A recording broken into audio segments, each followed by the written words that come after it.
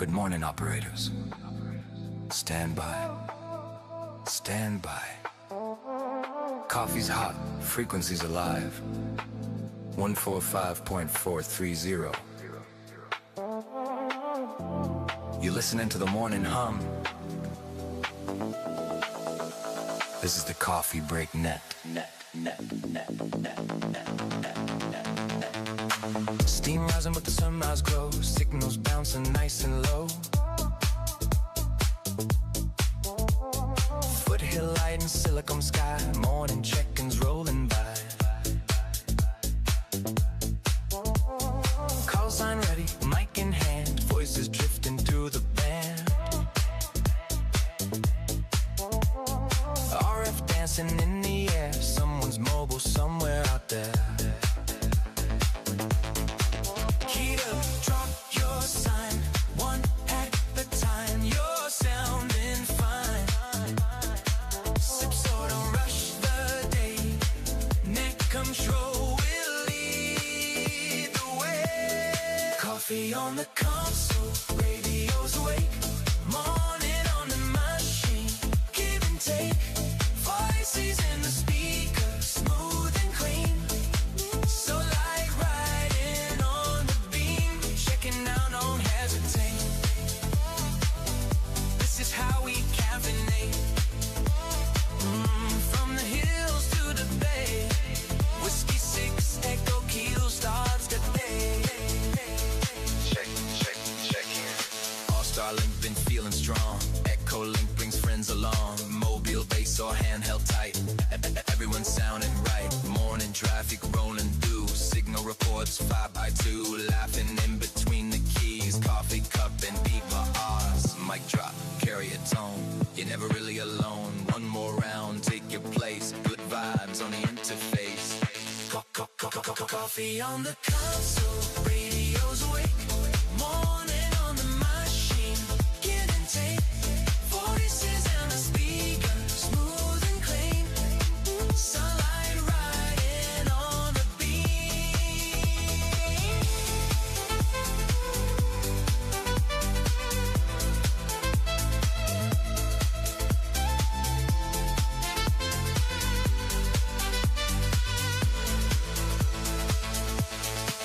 Check it out. Don't hesitate.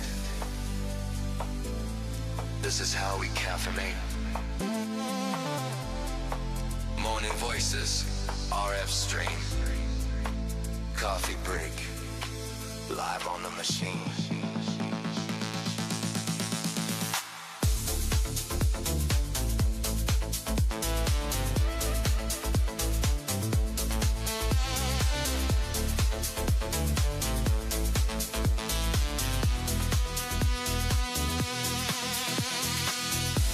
Good morning, operators. Stand by. Coffee's hot. Frequency's alive. Good morning, operators. Stand by. Good morning. Voices.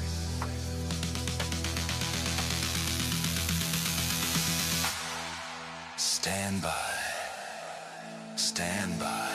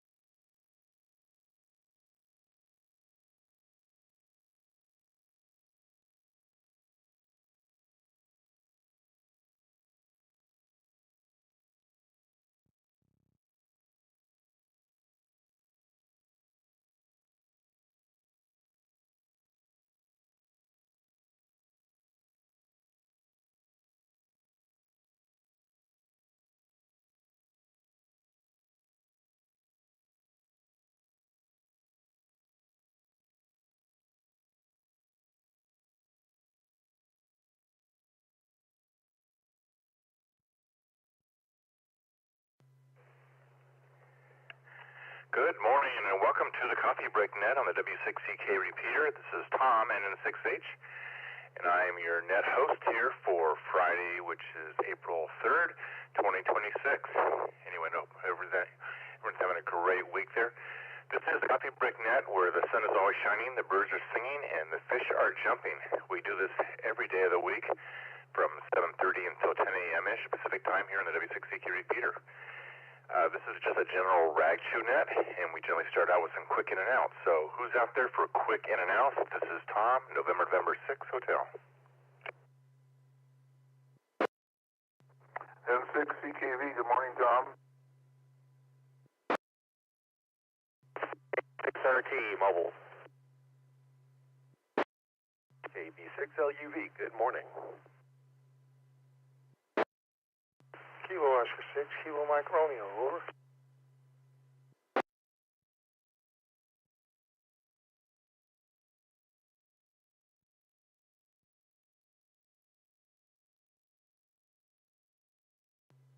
Okay, good morning. I got KL6KMR Robert, I got KB6LUV Brett, I got a KI6RT John, and KN6CKV. Anybody else I'm missing from this first round of quick in and outs?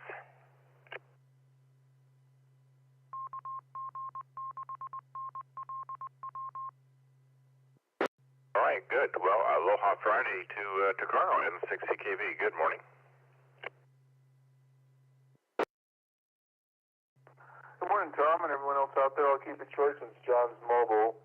He'll probably want to check in before he gets too far. Just a regular day-to-day. Going to go to Home Depot to pick up some supplies for irrigation. That we're going to do in another couple weeks. Other than that, not much going on. Back to you, Tom, N6CKV.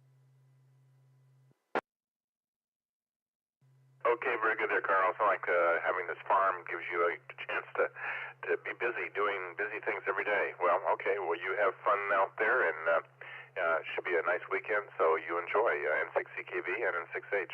Take care. 7-3, everyone. Have a good Friday to N6CKV. Thanks, Tom, for in the net. Very good there, and thanks for being there, Carl. All right, clearing up Carl. Next, John, KI6RT. Good morning and aloha Friday.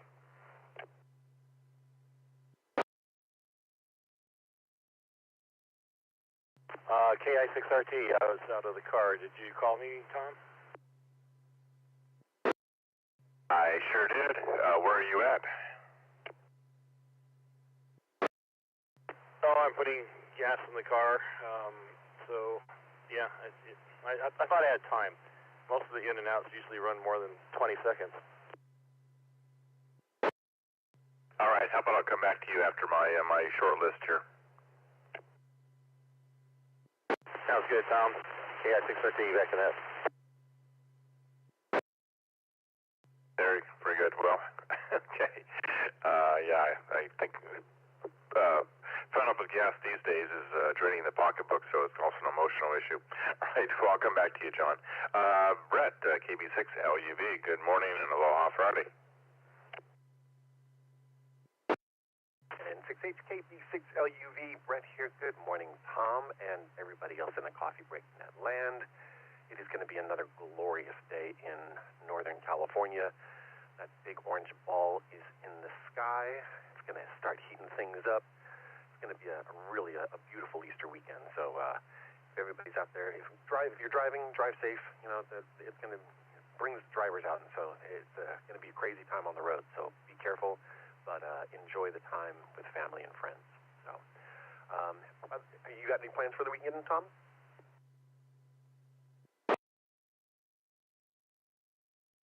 Just doing some stuff, just kind of, doing some cleaning and stuff. I'm trying to, the whole thing with Hamfest and stuff kind of got me to go through all the stuff and thinking that I need to get rid of things. So, unfortunately, I didn't get all that stuff sorted out before Hamfest, so I'm going to be doing it now.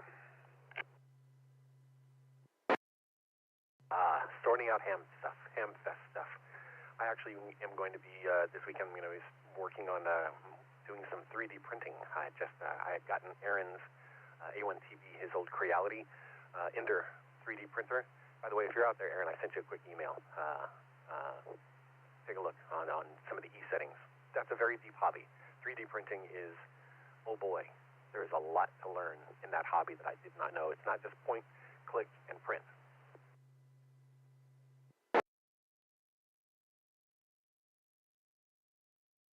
Yeah, I definitely have been down that rabbit hole. I looked at the Enders printer. In fact, Aaron, he even offered to loan it to me to when I was first getting into this thing probably a couple months ago.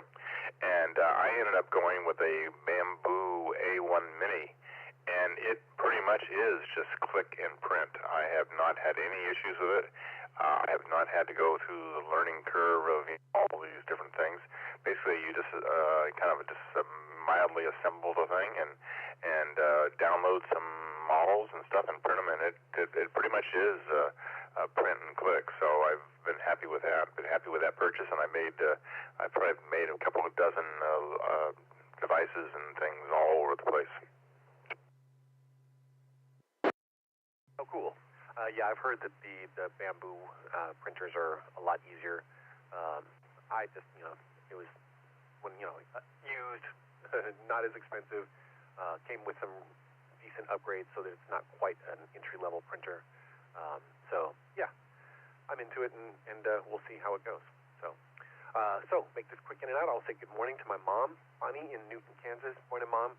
I hope you're staying on the warm/calm side of the door, because I hear that it's going to be windy and weathery in Newton, Kansas today, so I'm sure Mark will let us know about that a little bit later if he's on. Other than that, I will also say good morning to my grandson, Jordan. Good morning. He's up and getting ready for electrician school. Everybody else out there in Coffee Break Net land, have an amazing day. Have a great weekend. Be blessed. Take care of yourselves. Take care of each other. KB6LUV. View of Love, 73. Clear and listening. Yeah, very good there, Brett. Yeah, KB6LUV and N6H. Yeah, the Enders 3 printer, I mean, it's a great printer. I think Greg has one, KO6TH. There's a number of people in the club have those things, so they're great resources to fall back on. Yeah, and I do know there is some learning curve and some adjustments and stuff you have to make sure. But, having Aaron there is a good resource, and I'm sure everything will go well for that. So, anyway, have fun with that. And, yeah, there's just a whole bunch of things that you kind of opens up, and also opens up a rabbit hole for going down. All right, well, you take care there, and you have fun. All right, thanks for checking in. And next up, Robert, KO6KMR. Good morning. I don't think I was out there taking pictures at the Hemp Fest, but I don't think we came across each other. So I'm sorry I didn't get to meet you in person. I don't believe we did, Tom. I was out wandering around from about 3:30 a.m. till a little after 11. I didn't get into the group picture. Went ahead and left before that, but I did help clean up and all that good stuff before I did leave. But that was great, and saw several of the people off the air, and some people in my extra class, and that was nice. But no, didn't get the opportunity to meet you. One thing I did want to ask real quick, I've put in for a vanity license since I got my extra, and is there a process on notifying everybody about the change when I finally do get confirmed over?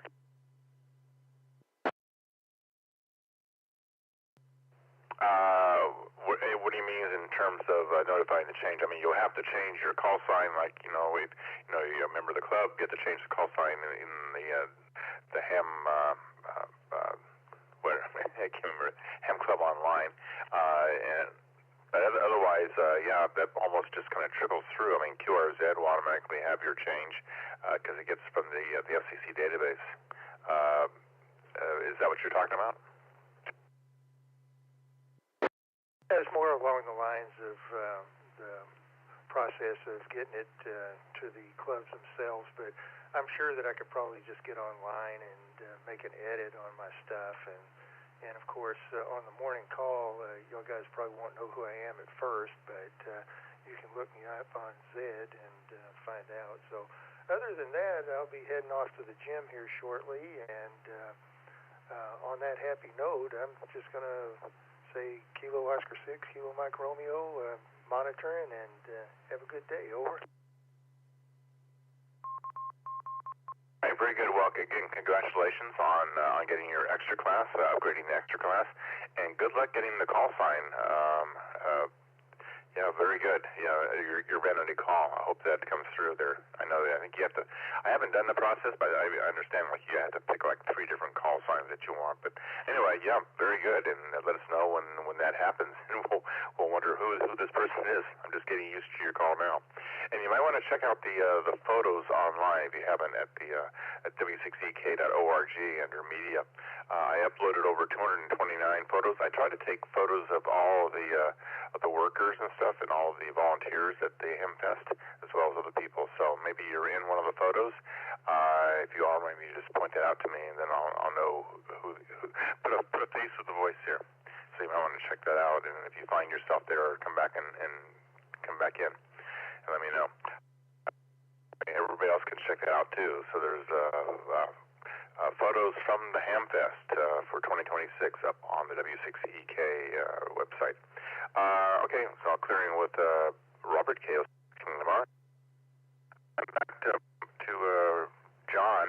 Hopefully you've gotten the gas there and haven't and recovered from the pain of the cost there. KI6RT and N6H. Hey, good morning, Tom and Annette. Yep, I got gas, and I had to take out a small mortgage.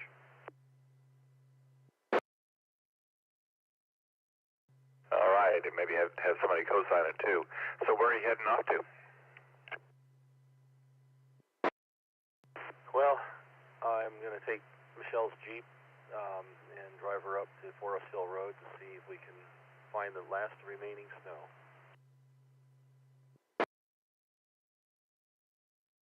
Okay, very good. Are you taking Michelle with you? Oh yeah, this is her Jeep after all. So, and she wanted to go, so we're going. Okay, very good. Well, hello to her, and yeah, have fun. Yeah, it was good to see you at Hamfest, and hope you had a good time there. I know you're trying to sell a few things there, and that one gigantic beam there, which, yeah. Maybe you put down the Jeep and maybe do some direction finding there.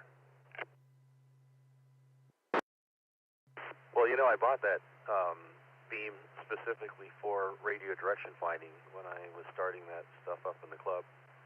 I thought it'd be funny to put it on the back of the pickup truck and you know, pretend I was going to go find the fox using that thing. That thing is gigantic. What is it, about 12-foot long, 2-meter beam? Yeah, something like that. I mean, 12 elements. It is long, but that's the whole point. It looks so ridiculous on top of a truck that, well, it would attract people to radio direction finding. So, did you ever use it for radio direction finding, and how well did it work? No, I never used it for radio direction finding. I used it, I think, once or twice when I couldn't hit the repeater from the black hole at Granite Bay. But, yeah, I might have to do that again, you know, put the antenna up and point it to the Rockland receiver. There you go. I mean, that must have a good front-to-back ratio there. Very good.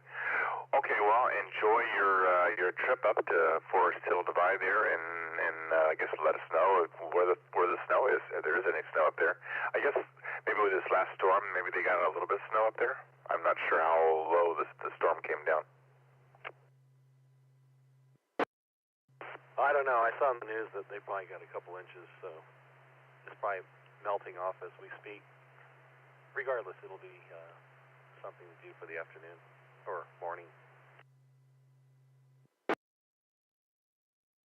Okay, very good. Well, you enjoy the day there. It's not like you're taking a day off work, so enjoy doing that and enjoy the time with Michelle. Yes, thank you, Tom. Thanks for running the net. Oh, by the way, I also have an Enders 3D printer. I bought it way back when everyone was talking about them. Mine's still in the box. Hi. Anyways, thanks for running the net again. 730 everyone, KI6RT, back to net.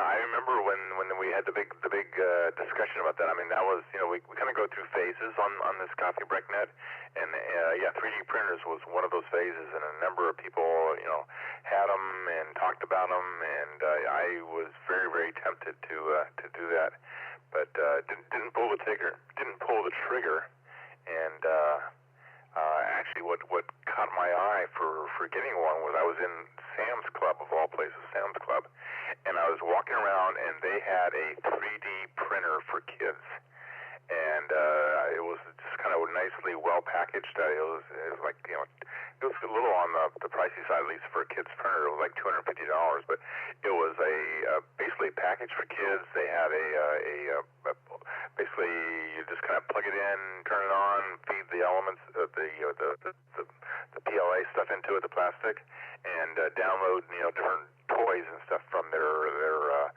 website, and then you could print them. And I thought that was pretty cool. So then I started thinking about, I'm wondering what the state of the art is. So then I was talking to Aaron, and then I found the bamboo printer, and ended up going that direction. Actually, turned out at about the same price or cheaper. But definitely the Coffee Break Net spurred the whole idea about the 3D printer. Yeah, absolutely, Tom. This particular net is very expensive. When I first joined it in and around COVID, when Brian started all this stuff up, I ended up buying a Flex radio because of him. Then, of course, the Instapots came along, and then somewhere along the lines, I think Clearnodes came along. After that, it was 3D printing. There was a bunch of other things in between. Oh, Kraken. And, of course, our salesperson at HRO, Jim, got me to buy a FTDX10. I'm glad I wasn't there by the end of the month, because I would have walked out with one of the new FT1s or whatever. Anyways, expensive net, great club. But yeah, watch your wallet, KI6RT. That is for sure. Yeah, you're right about the different trends. Well, I mean, I think you helped start the RF direction finding net. Basically, we not the net, but the whole Fox Hunt stuff, because you were building up some boards, and I was helping you with that, and we were trying to do some Doppler type stuff or Kraken type stuff where you have multiple antennas and all that stuff. So you were definitely involved with that, and we were kind of playing around with that, and Brian was doing a whole bunch of stuff. So there's definitely different trends in the club, but it's all fun. And also Jeeps in the Hill, whatever we called it, Jeeps, which you're doing right now, but that type of thing was also started in the club, so or at least in the Coffee Break Net. All right, so that's enough for reminiscing for the past 6 years here in the Coffee Break Net. All right, you take care there, John, and you and Michelle have a great day, and take blankets, sleeping bag, water, stuff you don't want to, and extra food. You don't want to get stuck up there in the inches of snow on Forest Hill Divide there up in the snow. Anyway, clearing with John, KI6RT. All right, this is Tom, NN6H. This is the Coffee Break Net. Let's go ahead and do a quick round of in and outs for the Coffee Break Net. Who's out there? NN6H. Kilo Charlie 6, Sierra Lima Echo. Kilo Charlie 6, Sierra. Fox Queen Victor. KCF QB. Kilo 6, Delta X-ray November. Good morning, Tom.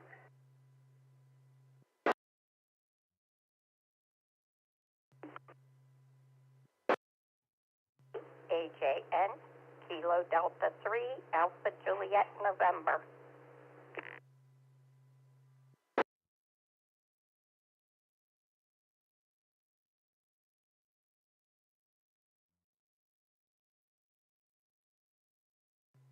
Okay, this is who I heard. I got KD3AJN Anna, I got K6DXN Simone, KC8FQB Mark, and KC6SLE Graydon. Anybody else that I'm missing from this group of quick in and outs?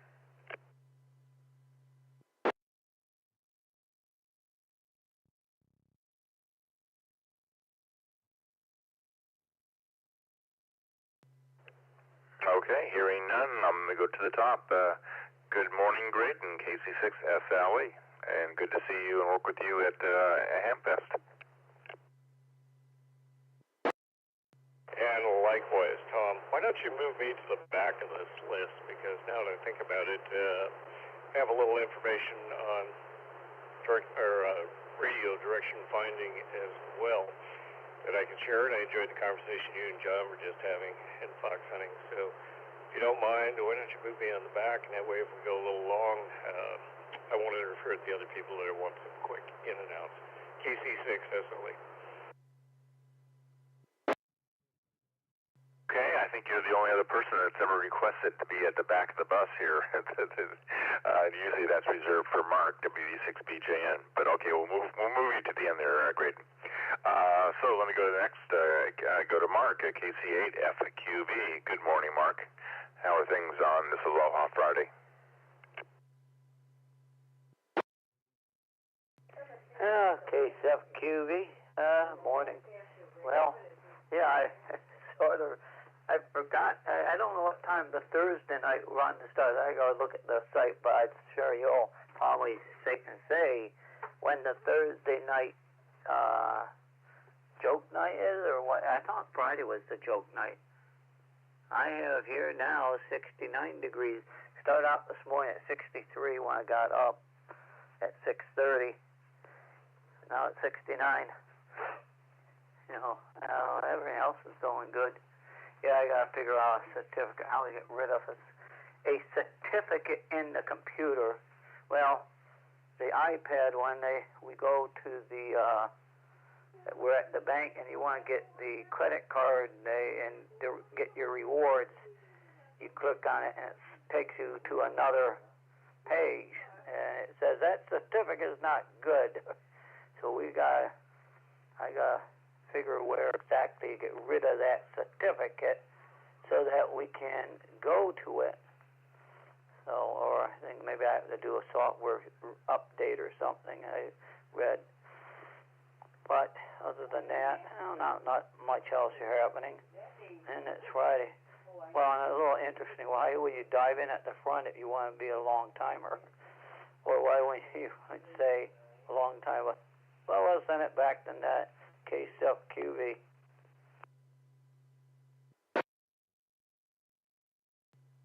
Okay, Mark, yeah, KC8FQV NN6H.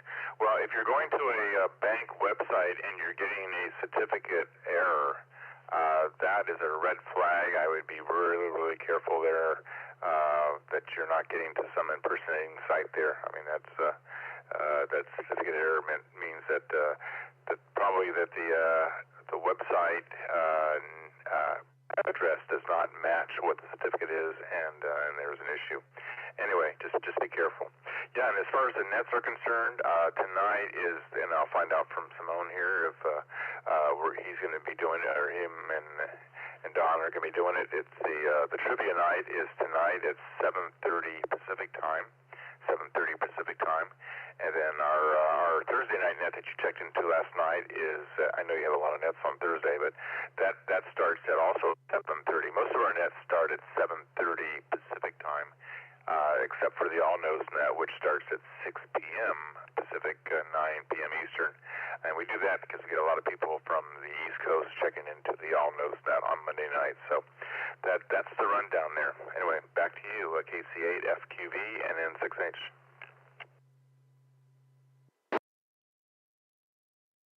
All right, HVN or HN. Yep, you answered the question real well, and that does make sense. 7:30 for many of them. But yeah, that all mode node net deal. Yep, a lot of people doing that, and there is a lot of things happening in that. So we'll send it back to net control and say 73s and KCFQV.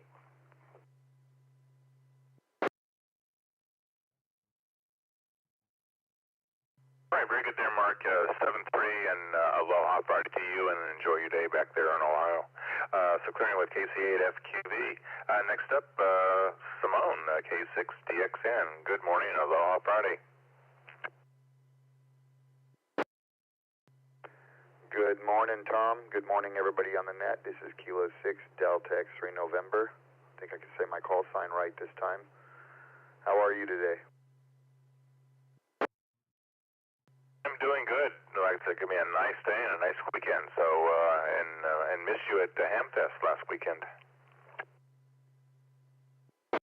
Yeah, I had all intentions of going, but I ended up with a company from Southern Cal that I don't get to see very often. So, you know, I had to line up my priorities. My priority was my company. So, I'm glad I did, though. I had a really good time with my friends, and they're moving to Oregon, and so I won't be hanging out with them very much unless I go to Oregon. So I figured I'd better hang out with them while they were willing to come up and visit.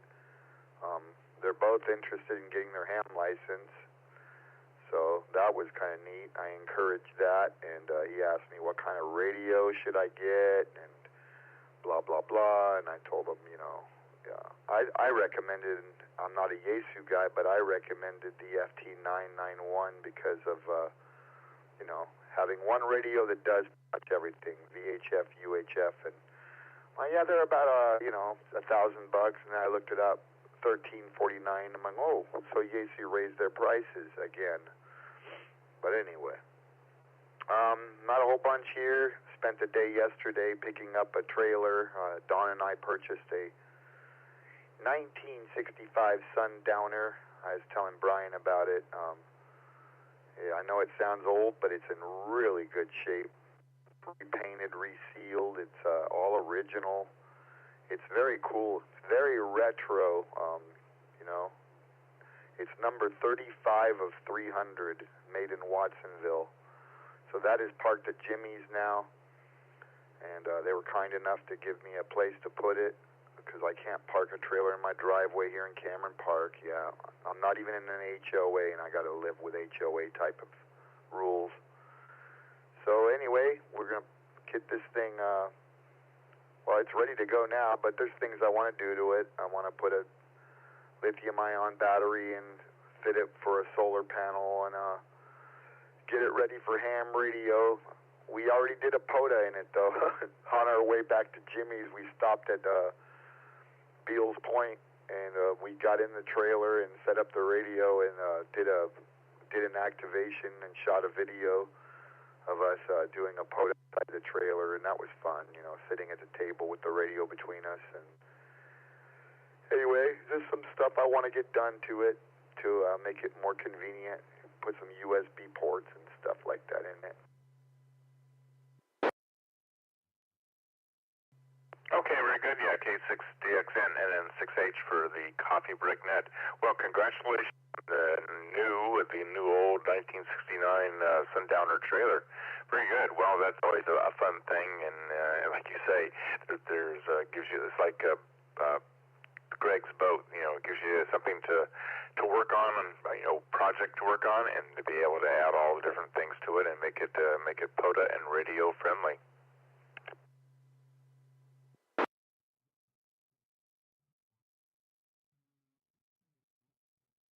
So I had to wait for my 8 a.m. alarm and announcement to go off node. Okay, well that's about it for us. Now I don't know what the plans are for this weekend other than going to spend Easter Sunday with my family and the usual things. And we will be doing trivia tonight, so I hope people are ready to play some trivia.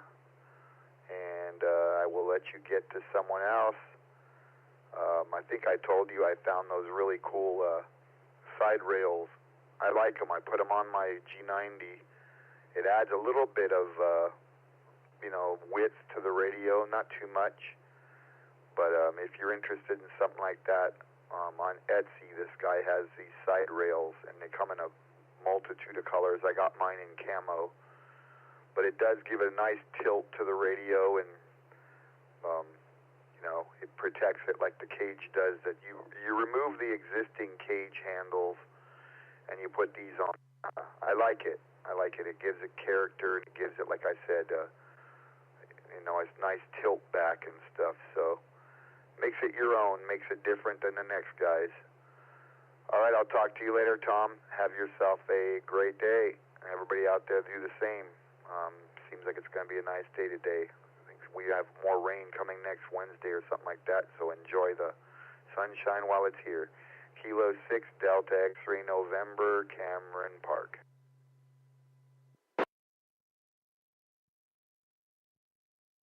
Okay, very good. There's smelling, yeah, K6DXN and N6H for the Coffee Break Net. All right, very good. Well, enjoy, and so thank you for doing the trivia contest tonight, or you want to call it a contest? The trivia night tonight. So Don and Simone will be hosting trivia, 7:30 to 8:30 Pacific time here on the W6EK Repeater, AllStar Node 51018, and on Echolink. So join us for trivia night. We always do it on the first and third Fridays of the month. So, and this is the first Friday. So enjoy that. All right. Well, thanks, Simone, and enjoy outfitting your new trailer there and having something to do there. So, and enjoy your Easter weekend too. All right. So clearing with K6DXN. Next going Anna, KD3AJN. Good morning and aloha Friday.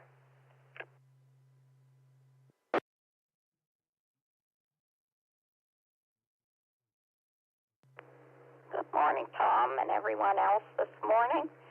Well, last night we went out to hear some music, and a gentleman we know, he played, and his twin daughters, sang and played with him. And then he had his granddaughter sing with him. And it was awesome. It was a great night. Enjoyed the music. And the lady who went with us, she was 92, and it was her birthday, so they sang happy birthday to her. And it just turned out to be a really nice evening.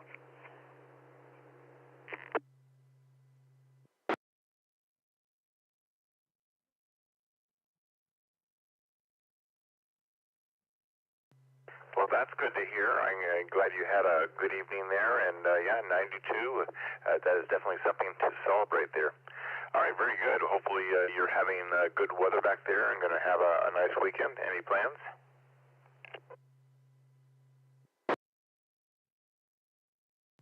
Well, tomorrow Ray and I are going out for a date.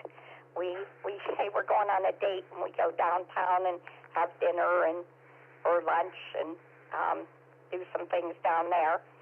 But that's about it, and we're staying home on Easter. Everyone have a great Easter and enjoy. KD3AJN.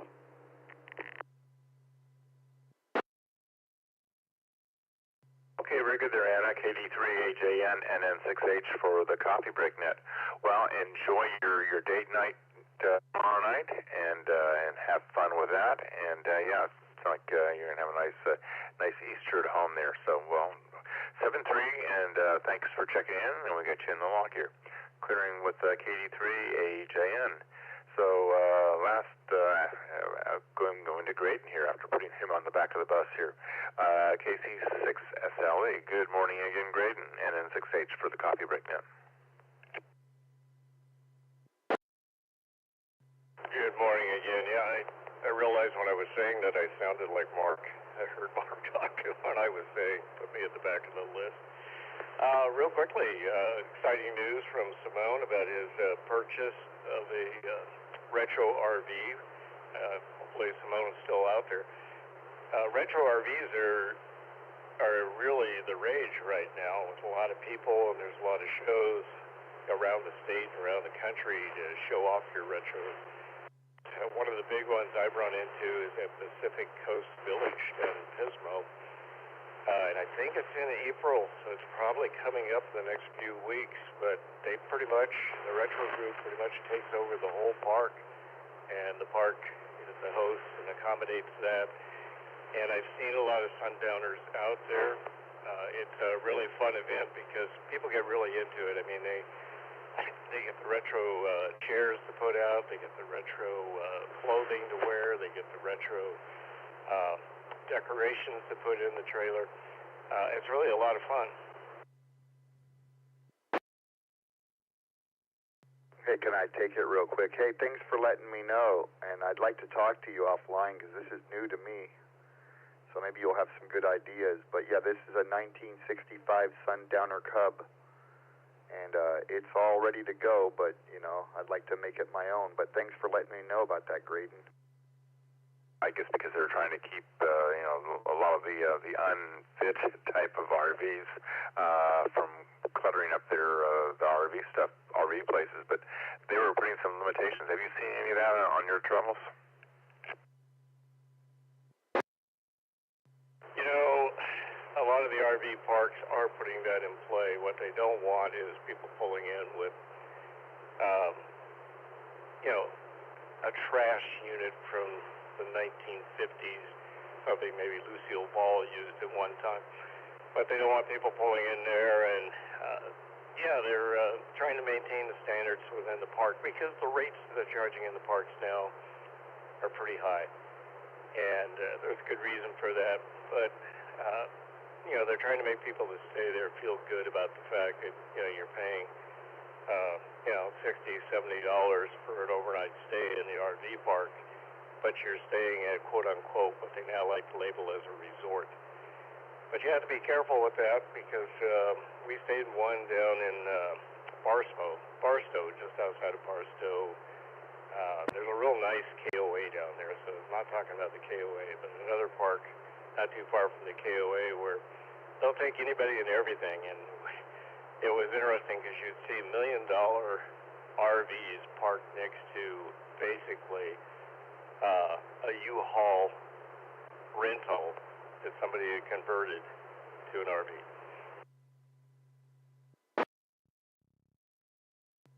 Yeah, I can definitely see that, and yep. Oh well, interesting.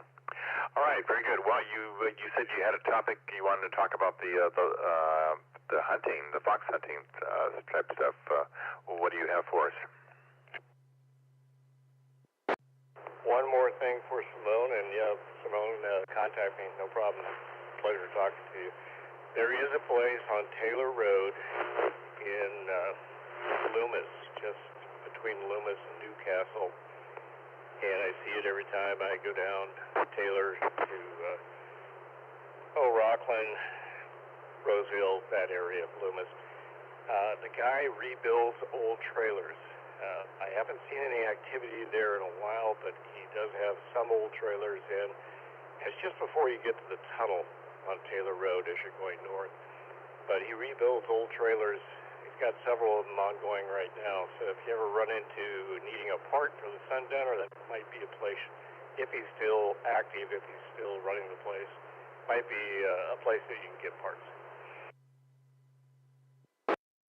Excellent. I'll be contacting you. I'll shoot you an email or something. I'd like to talk to you for sure because this is all new to me. Thank you. You're welcome. So, radio direction finding, I'll make this quick.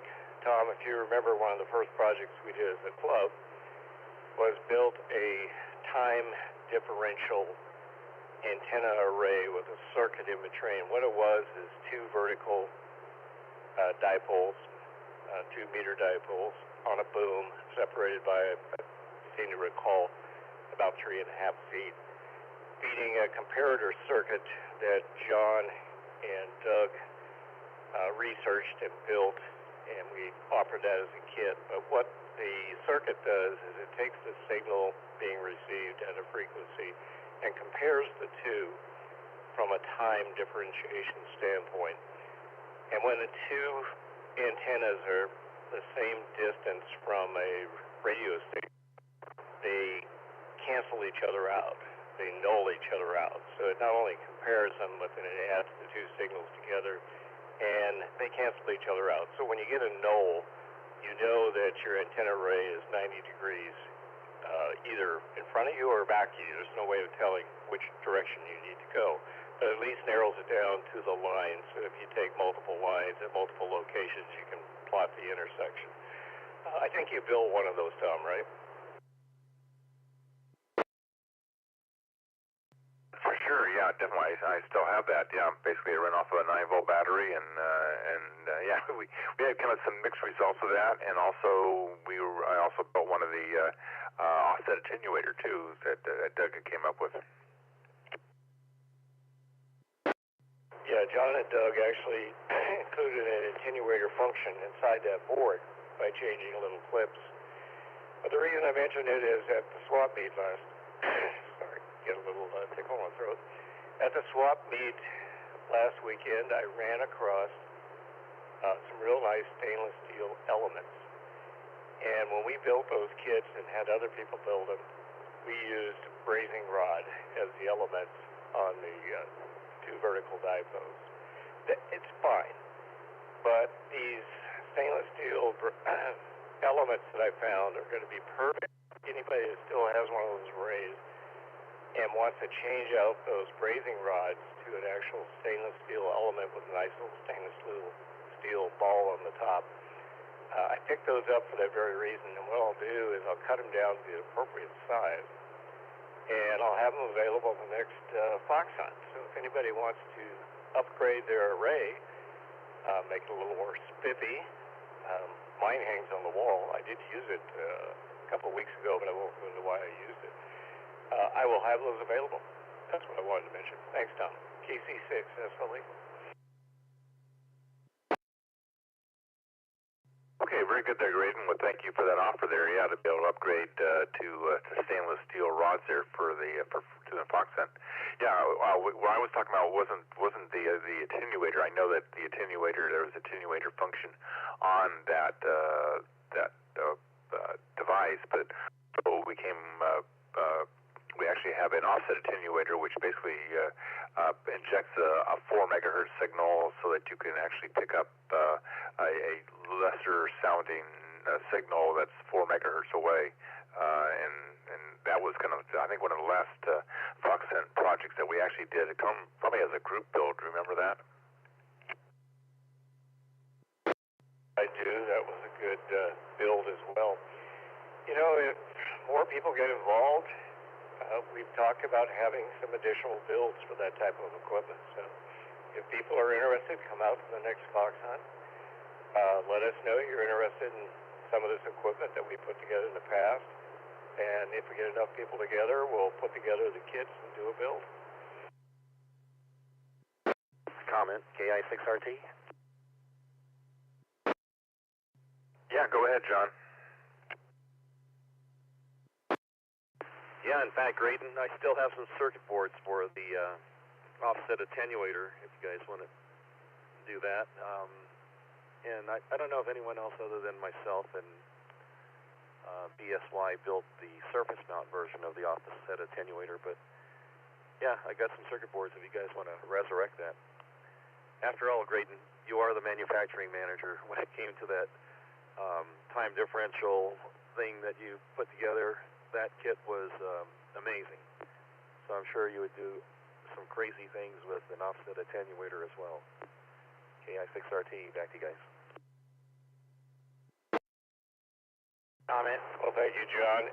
We had a great team between Doug, yourself, doing all the background research and knowledge, and gave me the pleasure of packaging it, putting it into a bundle, and putting it into a kit. I like doing that, as you know. It was fun, so we need to start thinking of some builds for the future because I missed that. Let's see if I got it. Well, I do have a couple other kits if anyone's interested. I've been working on a low-cost CW QRP transceiver. Works okay. Also been working on a version SDR receiver using a Pi Pico. That's got a lot of headroom in case somebody with software wants to do the more colorful displays. It already does a waterfall and things of that nature. And of course, the power supply projects are still there if anyone wants to build one. So yeah, there's a lot of things we could do. Of course, it would require someone to take them and marshal up the resources and people to make it all happen. Anyways, I'm here to help you if you want to do that. KI6RT. Thank you, John. Thank you, Tom, for letting us break out of the net there for a second. Much appreciated. We'll talk. So, Tom, I better let you get on with the net. I just wanted to mention that item, and also wanted to mention to Simone that it's exciting. He's got the retro RV. Lisa and I really enjoy it when we time our visits down to Pismo and happen to. One of the other retro is, if anybody remembers the old GMC motorhomes, General Motors used to make GMC motorhome. A lot of people don't realize those were front-wheel drive, and they used the Toronado engine and the Toronado front drive system. They're actually quite neat by today's standards. They're too small for people, but there's a whole lot down there that restores and shows off the GMC, and that's also at Pismo Coast at other time. And we've been lucky. We've run into both shows in our travels and our stays down at Pismo. With that, I will clear KC6 SLE 73.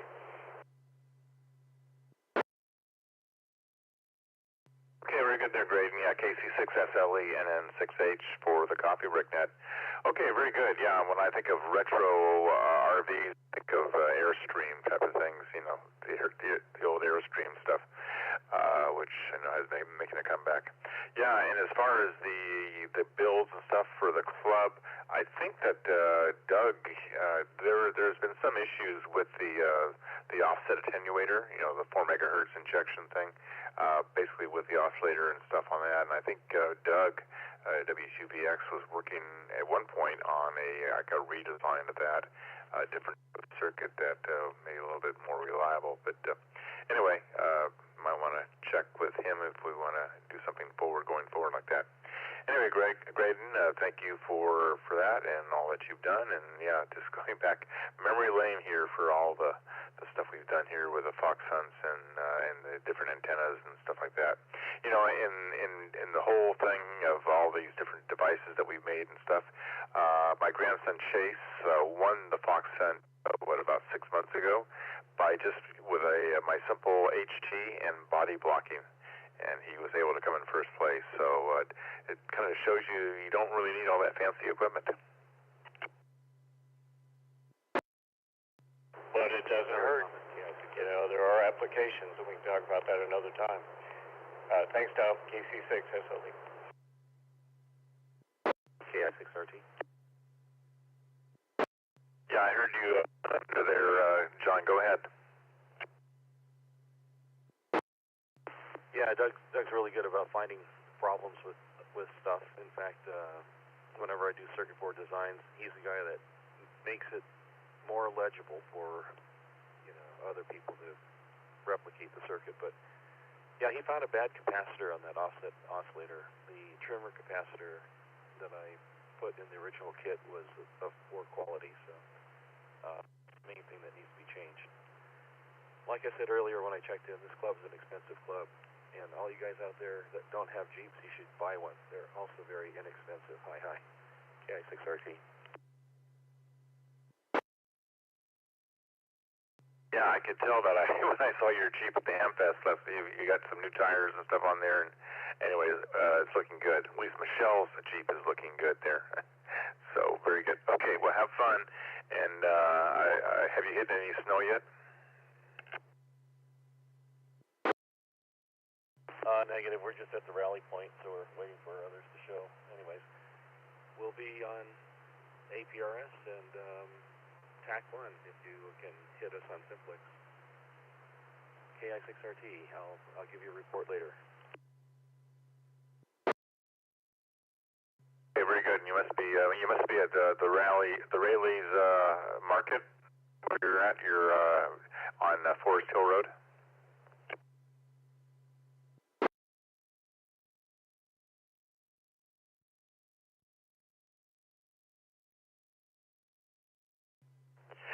No comment there, I guess, for this rogue Hammond Hills adventure. Okay, that's okay. Well, let us know how it goes later there, John.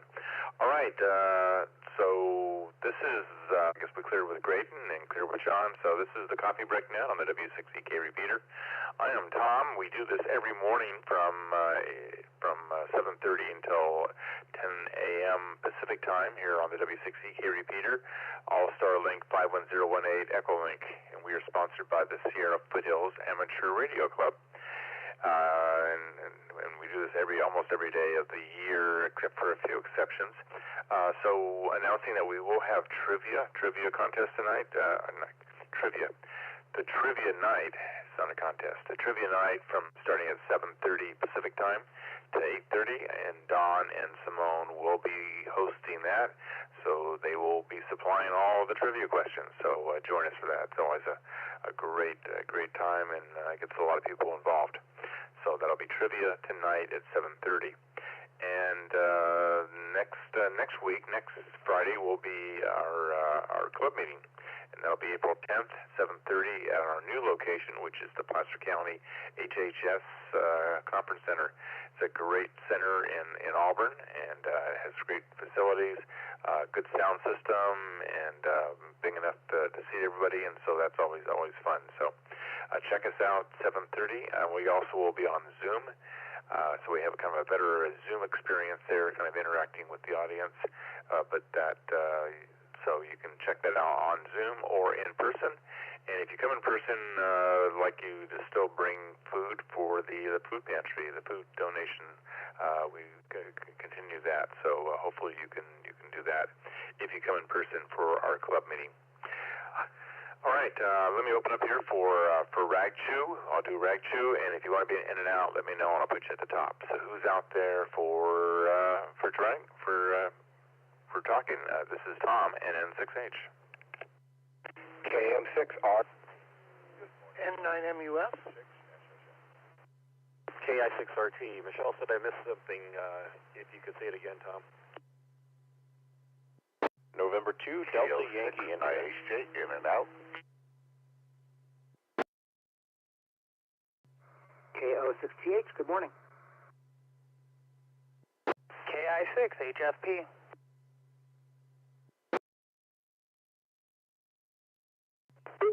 Victor Echo 9, in and out, listening.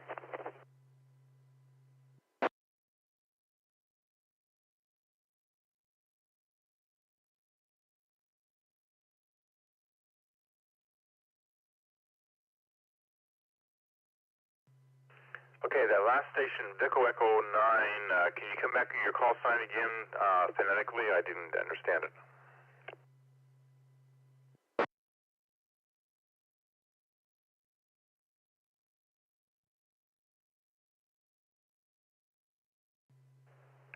The Victor Echo 9 station coming through the East Coast hub. Can you come back with your call sign again using phonetics, please?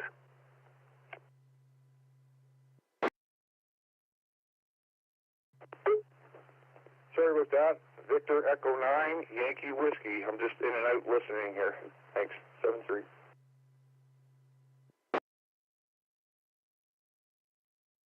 Okay, Victor Echo 9, Yankee Whiskey. Okay, we'll come back to you in a minute here for in and outs there. All right, this is what I have. I have VE9YW for an in and out. I have KI6HFP. I got KO6TH. I got N2DYI. I got KI6RT for, I guess, a recheck, and I got N9MUF, and I got KM6RFB. For John, KI6RT, maybe what you missed was I was asking if you guys are rallying at the Rayleighs up there on Forest Hill Road. Yes, we are, Tom. Sorry about that. I had stepped out of the car for a second, and Michelle said, hey, I think Tom's still talking to you. Yep, that's where we're at. So we're just about to pick up sandwiches and whatnot and head out. You guys have a great day. KI6RT, back to net. Thanks for running that, Tom.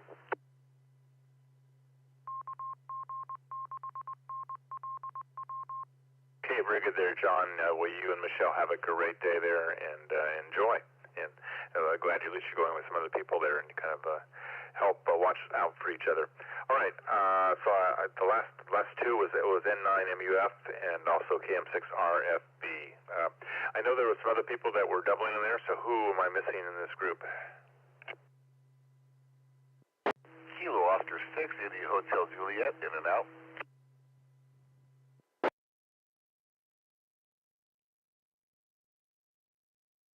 KI6 HFP.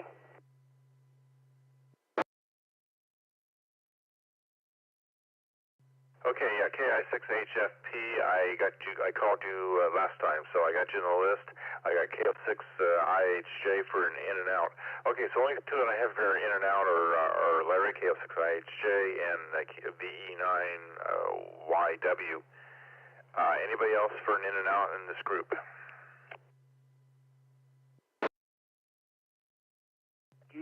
Bravo number 3, Bravo Radio Bravo from Indonesia. Can I participate?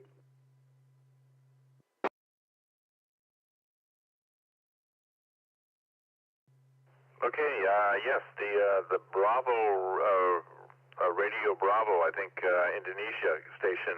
You come back to your call sign again, and I'll put you on the list.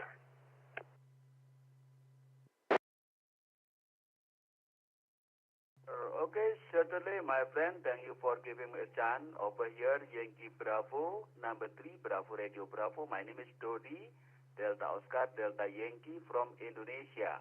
Back to you. Go ahead.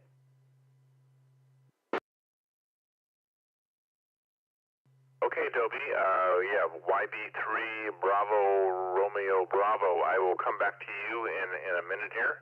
I'll do you as a quick in and out, so I'll come back to you in a minute here. So thank you for checking in. All right, so I only have I'll put down 3 in and outs here. So let me go to Victor Echo 9 Yankee Whiskey. Good morning and welcome to the Coffee Break Net.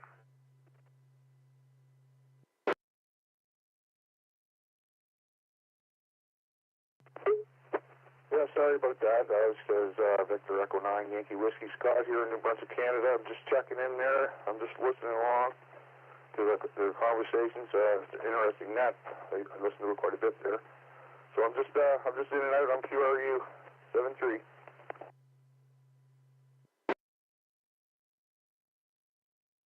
Okay, very good. Well, VE9 Yankee Whiskey, very good. Well, 7-3 to you. Thank you for checking in, Scott. We got you in here. And we also have, I don't know if you're coming through on AllStar, but we also have a direct node into the repeater, which is node number 51018, 51018. And you can find more information about us. We're the Sierra Foothills Amateur Radio Club, and you can go to the W6EK.org. That's the repeater, W6EK.org. And it has all the information about all the things we do and our different repeaters and club goings on. So you can check us out there. Anyway, so thank you for checking in, and we got you in the log. To Larry, KO6I. I had IOJ, but it's IHJ. Good morning. That's all good, as long as you know the name. KO6IJ here. Good morning. Just a quickie. I got to go to town and get some supplies, cardboard boxes, styrofoam, packing material, and come back here and box up a couple items that we're getting rid of here in the ham shack pile. Okay, this is the first that I've heard. I thought that you guys were collectors, not you didn't get rid of stuff. Well, we're collectors, but as Tom said, the devil himself lives inside this power supply, and he doesn't even want to. It's all intact and everything, but we're too scared to plug it in, so we're getting rid of it.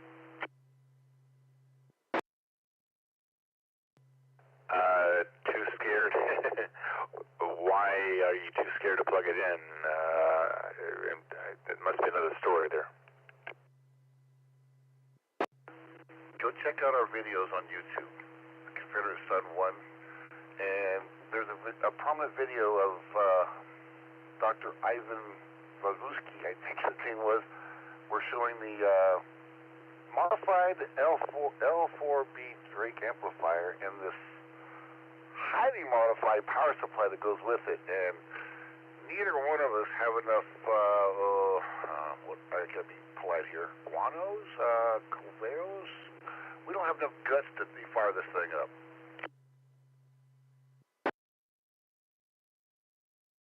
Okay, well, I guess we'll go ahead and check out the video there. Confederate Sun 1. Okay, very good. All right, well, good luck with that then. Oh yeah, thank you very much. Confederate Sun 1, the 1 is actually the number, and you'll find it, and you're gonna laugh when you see some of the stuff we put up there.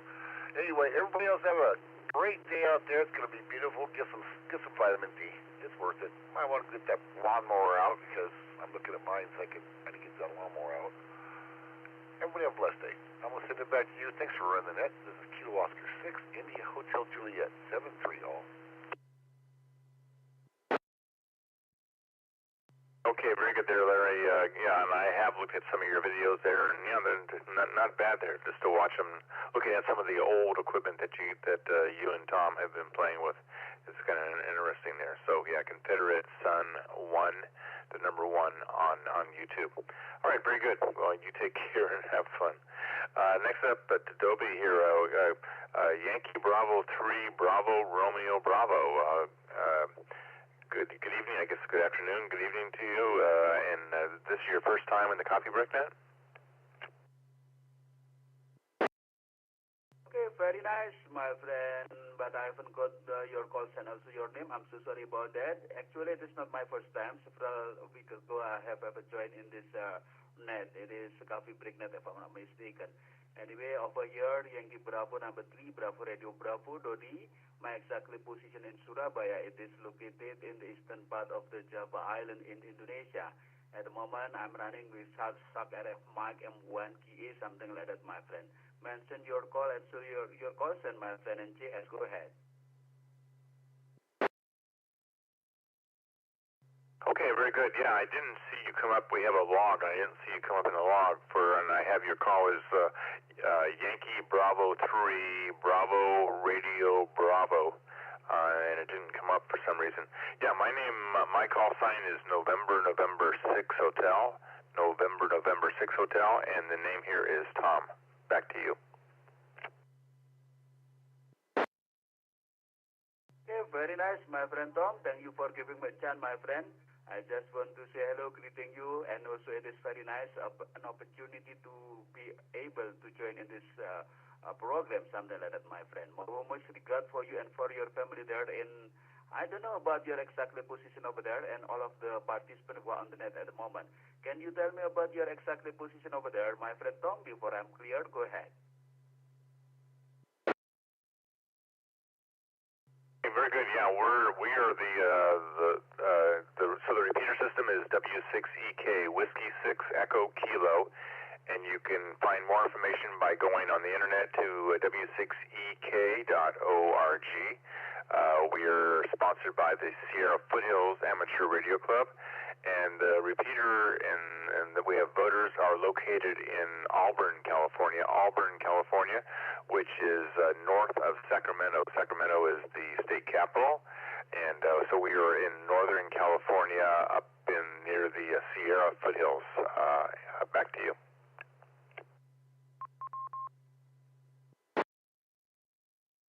Very nice, my friend Tom. Thank you for the information and also thank you for giving me a chance in this program.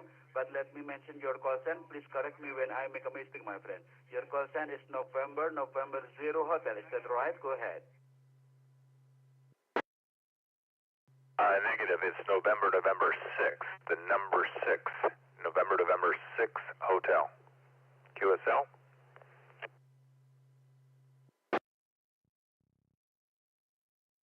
Okay, KSL, my friend Tom, thank you once more for giving me information. November 6 Hotel. Actually, I want to log you in the KSL.com. Please confirm whenever it is possible, and I will send you also a KSL card. Thank you, Tom, for giving me a chance. Over here, Yankee Bravo number 3, Bravo Radio Bravo, Dodi will be listen again in your program. My warmest regard for you and all of the participants who are in the net. Thank you, 73.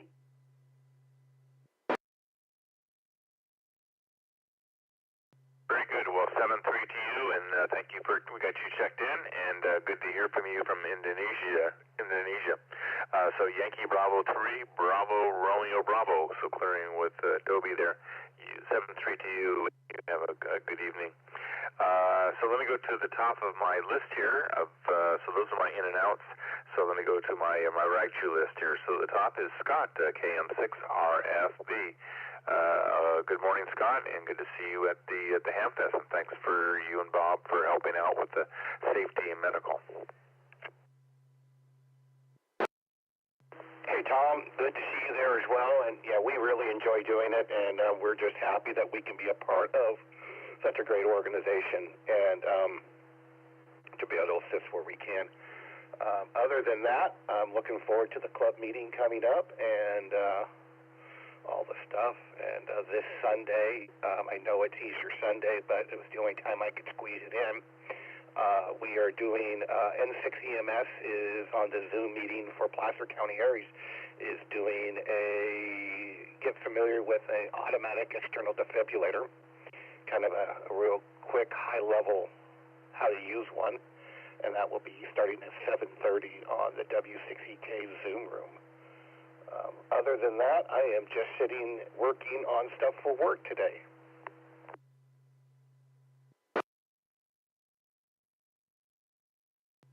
Okay, very good. Wow, it shouldn't be fire season yet, so I guess getting prepared for what may come this summer. Yeah, I'm actually getting quotes right now from various businesses on some equipment for the warehouse, some electric pallet jacks and some new forklifts. Our old forklifts are slowly dying, and so we're going to go out and purchase some new equipment to be more efficient. And cut our costs down at work. But other than that, that's all I've got. Looking forward to seeing everybody, like I said. And the Hamfest was fabulous. Couldn't have asked for a better event.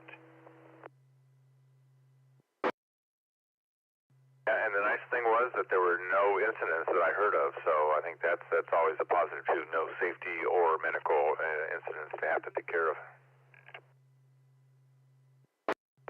Absolutely. Everybody did a wonderful job of maintaining a good safety presence and making sure everybody was doing the right thing and no medical. You know, those are the best events to have where we do absolutely nothing. That is a strong feather in the club's cap for having a very positive safety awareness and attitude. Yeah, no, I think that's very good there. So, all right, very good. Well, and thank you for all that you do for the club and also for the Aries. So this Sunday night for the Zoom meeting, there'll be a Zoom meeting, which is always the first Sunday having the Zoom meeting, I guess the Aries meeting on Zoom, and N6 CMS will be demoing the defib machine. Absolutely, and it's open to anybody who wants to attend because the club has an AED, and that is at every meeting and every event, and it would be good if people know how to operate it. Even though it talks you through the process, it's a good familiarization. I definitely agree. You know, with some of the courses and stuff I take, you know, that's one of the things they always show is you basically get down there and actually hook it up and do all that stuff, and then listen to it talk you through the whole process there. So yeah, it is good. Unfortunately, you know, in the time of stress of actually having to use it, you know, you may fumble with it. So it's good to know and good to see a demo of it. So thanks for doing that. Absolutely, and thank Bob, N6 EMS, and his experience and willingness to come forward and wanting to do this for us is a good value add to the group and to everybody out there.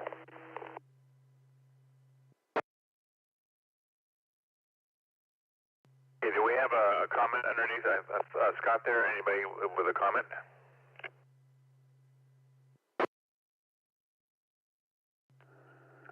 Morning, Tom. It's Bob, 6 EMS. And just For added context, Scott, I was able to secure an AED trainer, so I'll actually get to go through the entire process. We'll show the ones that we have and familiarize everyone with them, but we actually have a trainer, so we'll go through the actual whole hookup process. Oh, that's awesome. That's great. I appreciate that, Bob. And again, everybody who wants to attend, it's open to everybody. It's not just Aries. It's not just SFARC. It is open to everybody. If they go to the W6EK.org website, go to the calendar. It is on our calendar. There's a link to the Zoom meeting. So that's the best way to get into it. Or send me an email at placercountyaries.org, and we'll send you a link. Thanks. I will let everybody get back to the net. Okay, very good there. Thanks, Scott, and thanks to Bob for doing that. I just had one question there. So how often, and it's probably yearly, I would imagine, that you have to check the AED batteries in those devices?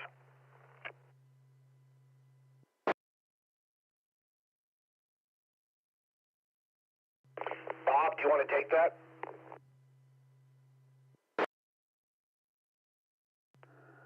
Sure.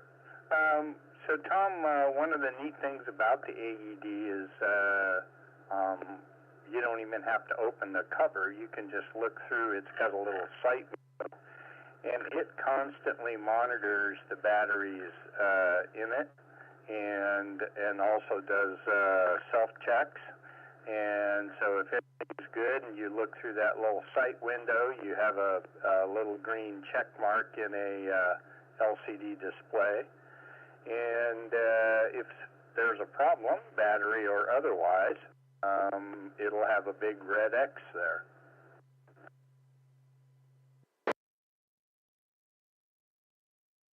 Okay, very good. So it's just something that you have to check on, or at least do a site monitor probably once a month. Then is probably best.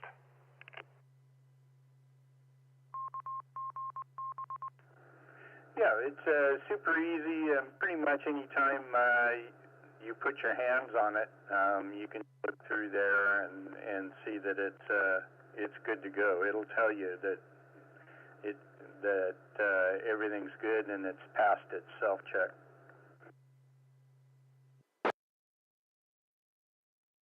Okay, very good. Well, okay, thanks for that. That's nice that they gotten to that point where you don't have to, because that would be the worst thing is pulling one of those things off the shelf when you really need it, and then finding out that the batteries are dead on that thing. Okay, very good, and thank you for that. All right, very good. Well, so go ahead and I'll clear with Scott and with Bob here. So coming with the KM6RFP and N6EMS. Thank you. All right, next on my list is Daniel, N9MUF. Good morning, Daniel. How are things in Illinois? Good morning, Tom and the Net. Well, right here, we're still dealing with cloudy skies. I didn't quite get the thunderstorms as bad as I thought we were going to, but it's still supposed to be miserable weather today. So we're staying inside.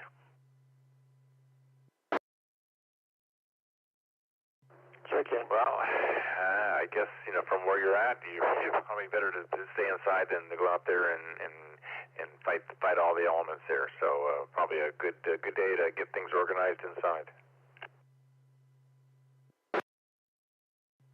Yeah, that's fine as long as there's not too many of them in a row. That's the problem, I think, with this time of year is you're so used to staying inside for winter, you're kind of a bit bug crazy and wanting to get out. Oh, that's why we live in California, because we have a lot more of those go out and do it days. I've got to admit, there are times where I've thought about it. Though growing up in Montana like I did, I definitely appreciate the seasons. And, look, we need winter here. Otherwise, it wouldn't give my son an opportunity for character building.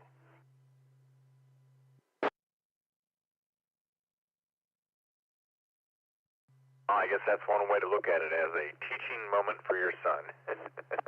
But just you also have to endure it too. So, but I guess if you're growing up from Montana, so you're probably used to that. But once a lot of people move out to California, it's hard for them to move back because the weather is just so nice most times of the year.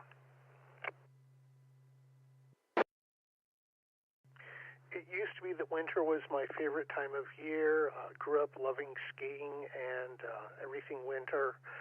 But with me falling in love with skydiving at first and motorcycles and now POTUS, I am shifting more towards being a summer person than I was a winter person. At least your interests are shifting to the safer part of things. I mean, skydiving, then motorcycling. Those probably are not the safest hobbies in the world. But then POTA, I can't see anything going wrong with that. At least, I guess you could get hit by a falling tree or something. My goal is to get my POTA bag down to a point where I can carry it as a backpack on one of the bikes. I know it can fit in the saddlebags on the other two, so that I can combine the motorcycles and the POTA. So I've got a little more weight that I want to pull out of it at some point, hopefully in the next couple of weeks, and I should be good to go.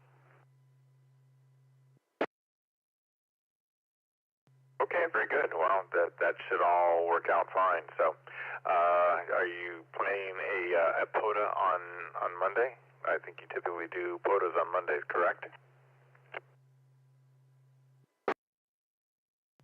We do, but unless Mark does me a favor and turns the sun up and the sky off, or the rain off, I think we're going to be inside for it. Our plans for the weekend shifted a bit. We're not doing music this weekend since the Easter Vigil services and practice and preparation for that would greatly interfere, and I'll be going back and forth between home and the church. So it's going to be kind of a strangely paced weekend, but I'll make sure that I schedule time to relax. Okay, good. Well, it sounds like a good relaxing weekend then. So anything else for the net this morning before I'm going to move on here? It's like you're going to have a nice day to stay inside and kind of get things, twiddle your thumbs or get things organized. Usually there's a lot to chat about. Right now it's just kind of a good little holding pattern. I guess I should have jumped in a little earlier with an in and out because there's just not much to say. When you got to me, I was just putting up a post for Bandcamp Friday. Just encouragement to all of you.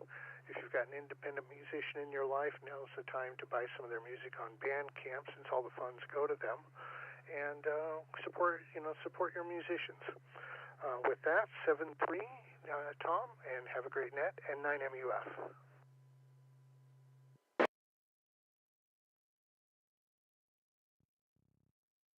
Okay, very good. Well, enjoy. I probably should have given out some of the national days here. Maybe that would also spur some conversations. It's say World Marbles Day. It's National Tweed Day, Pony Express Day. World Cloud Security Day. Walk to Work Day. I guess you could do walk to work in your home office there. Find a Rainbow Day. National Chocolate Mousse Day. Fish Fingers and Custard Day. Hospital Admitting Clerks Day. World Party Day. There we go. World Party Day and America Circus Day. So, how about those days?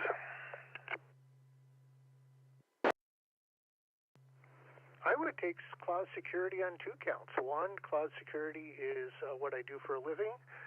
And 2, it was one of the things that we worked on in skydiving. I had a friend of mine that loved jumping through the clouds. I won't say that where the FAA can hear it. And so we engaged in a special form of cloud security, making sure there were no airplanes as he was passing through the cloud. That would be an important thing, yeah. So I guess cloud security. Yeah, well, when I saw World Cloud Security Day, I was thinking of you there about that.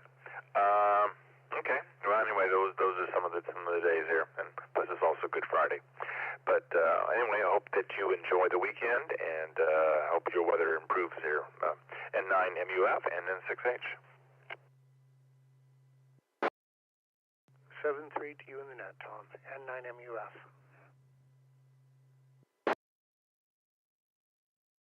Okay, we're talking about World Cloud Security Day. Let's go to Patrick into DYI. Good morning, Patrick.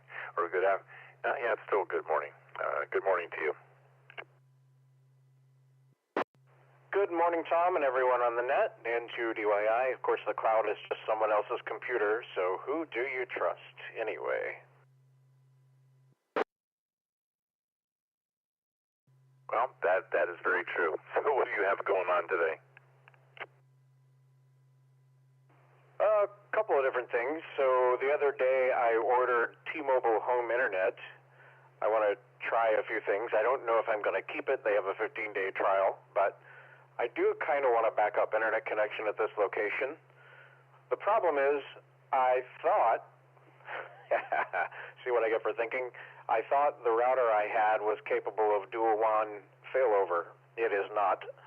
So, assuming that this actually works out, then I get to start looking at upgrading the router. Right now I have a Gateway Lite from Ubiquiti. It's a Unify Gateway Lite. And it's only got 2 Ethernet ports. I thought I could do some tricks with VLAN tagging, and a managed PoE switch, but apparently not. So we'll see how that works. Okay, very good. So are you looking for something that would switch over once you lose internet on one, it would switch over to the other one? Yep, so a combination of that and any potential, if I could use it for load balancing and failover, which apparently you can now do with the Unify stuff, except not with this one because it doesn't have enough ports.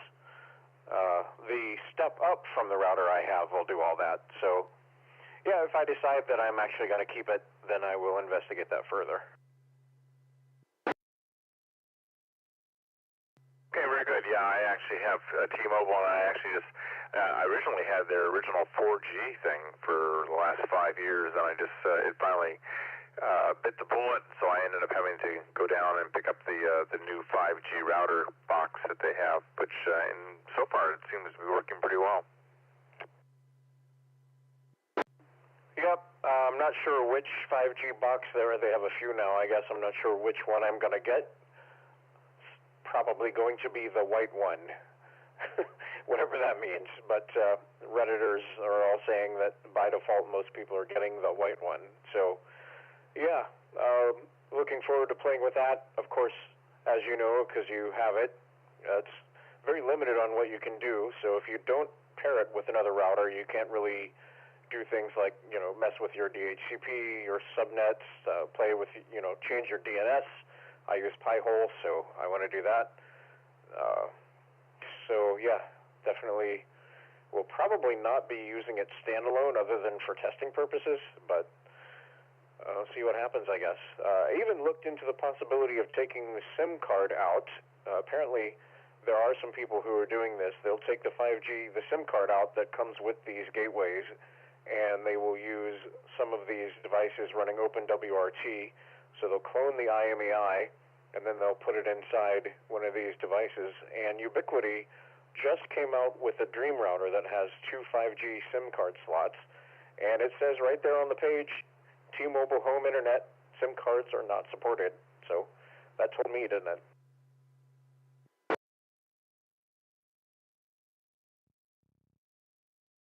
Interesting. Yeah, they're doing some hacks on those things.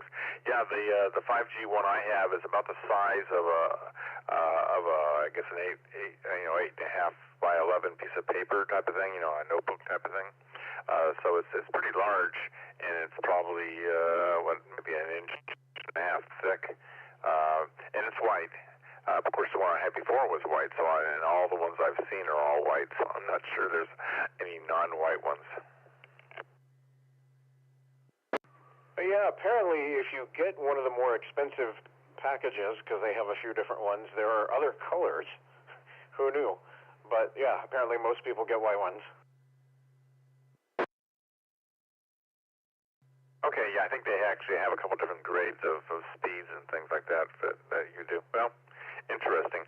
Yeah, I have it tied into another router that I have. I have a Netgear router that's tied to that, and a Microtech router that's tied off of it. So it has a couple Ethernet ports on it. Very good. Okay, well, have fun with that, and I guess we'll hear more about your how you were able to use that and what your results are, and if you were able to hack it at all. Yep, I mean, I'm pretty sure I'm not going to be able to do too much with the stock configuration. There is a thing called Hint Control app. Maybe you already know about this, that apparently gives a greater degree of control of the T-Mobile gateways than the T-Life app does, and apparently will show you some more diagnostic data. So I've installed that on a couple of devices in preparation for that. Let's see what happens.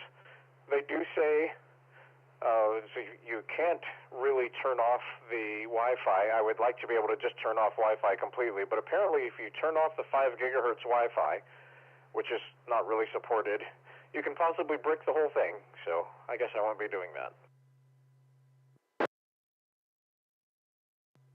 No, you don't want to do that. So, no, I have not heard of an external app for controlling that. It's called Hint, H-I-N-T, or maybe you can give more information. So the actual name of the app is Hint Control App. So app is in the name of the app. So it's Hint Control App. And it's on GitHub. It's open source. It's multi-platform. It's basically on Mac, pretty much everything, Mac, Windows, Android, iOS, Linux. And it has some more control over the T-Mobile gateway. Okay, so if it's for iOS, then it has to be in the App Store, correct? Correct, yes, it is in the App Store. Okay, I will then look for that Hint Control app for controlling a T-Mobile gateway. Yeah, I'd just be curious on what other things it has there, and I haven't actually looked into any of the details. I haven't. I pretty much went down to. In fact, it was funny. I took my old device down because to the mobile store, or to the T-Mobile store, and they looked at the thing and they didn't even. They says, "What's this?" And I said, "Well, this is one of the original home internet boxes." And the guy had never seen one before because it was so old. And then they tried to get into it because they had to be able to basically disable it, and they couldn't figure out how to get into it and get the password on it, and it was all sorts of, it was an ordeal there. I was probably about an hour in the store them trying to disable that so they can get my new one working. So, but eventually I got it working, so that's what I've been running with. Oh man, that's always fun. It kind of reminds me a little bit of when I went to the Apple store. Actually, first I went to Batteries Plus, and this was in 2016. I wanted to get a battery replaced for a MacBook Air, and Apple wouldn't replace it anymore because it was considered either vintage or obsolete. I can't remember which term it was for that particular one. It was a 2011 MacBook Air, and you know, the machine is kind of old, a little bit slow, but it still works fine with a new battery. So I went to Batteries Plus. I pre-ordered a battery for it. They got the battery in stock, and then they couldn't get the thing apart because they didn't have the right tools. I guess they had never worked on a MacBook Air before or something, and I guess they didn't have the pentalobe screwdriver that you need. So they ended up stripping every screw out on the thing, trying to get it apart. And they went, whoops, sorry, we stripped out all the screws. So I was like, you know what? Yeah, I want my money back. So then I went to the Apple store, and they said, well, we can't fix it for you. It's too old, but we will take the screws out for you, and we'll give you a free new set of screws. So I did that, and then I just ordered the battery and replaced it myself. that is funny. I'm surprised that they were able to take the screws out, or they offered to take the screws out and replace them. Yeah, they said, well, about the only thing we can do for you is we'll give you new screws. And so the guy, I think he used some epoxy and some other stuff and was able to get the old screws out, and he put a brand new set of screws in it. He says, yes, this will work, kinda, without a battery. And it did kind of work without a battery. It ran really slow because it was undervolting. If it was turned off and unplugged for more than about 10 seconds, it went back to January 1st, 1970. And if you opened the screen a little bit too far, it would fall flat on its back because there was nothing holding it down in the bottom. Fortunately, that was a situation that didn't last very long. Melanie needed a computer she could use as a second machine at work. And fortunately, it was in that batteryless state for a little less than a week before I could get a new battery for it. But it was kind of funny.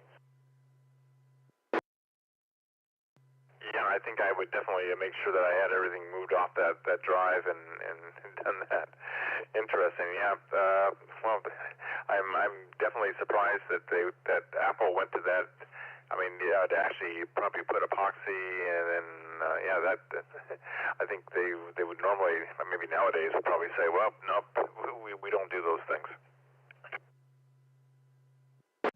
Yeah, I mean, I was happy to get any kind of service at all. They were like, well, we can't really do anything with this, but we'll do this because, yeah. So I really can't complain.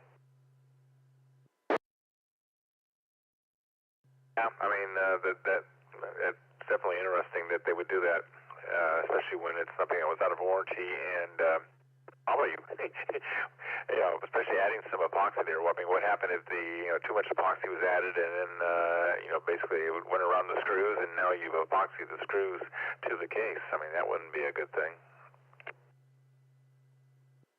I actually did that to one machine trying to work on it where it was plastic around the screw heads, and I did manage to get it apart again, but yeah, the bottom never quite looked the same after that.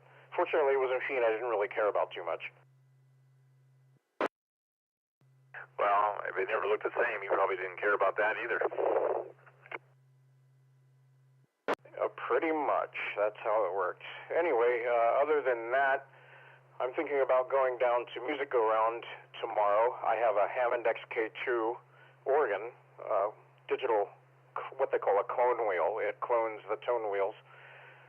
And I'm thinking about selling it or trading it and getting a more general purpose keyboard because I've been using it to do things that are not organ. And I have realized, I have forgotten this, but I had realized how actually kind of terrible it is to use this particular thing as a controller when you want velocity. So when you're playing things like pianos and other instruments that need velocity sensitivity, it can do it, but all of the velocity curves are pretty terrible. Like the best one is bad and the others are worse. So I'm thinking about making that go away in favor of something more generic. Okay, very good. So a new toy to play with then, maybe tomorrow. Yeah, it just depends on what they have in stock. Last time I went there, I was specifically looking for guitar stuff, so I didn't even look at what they had in the keyboard section.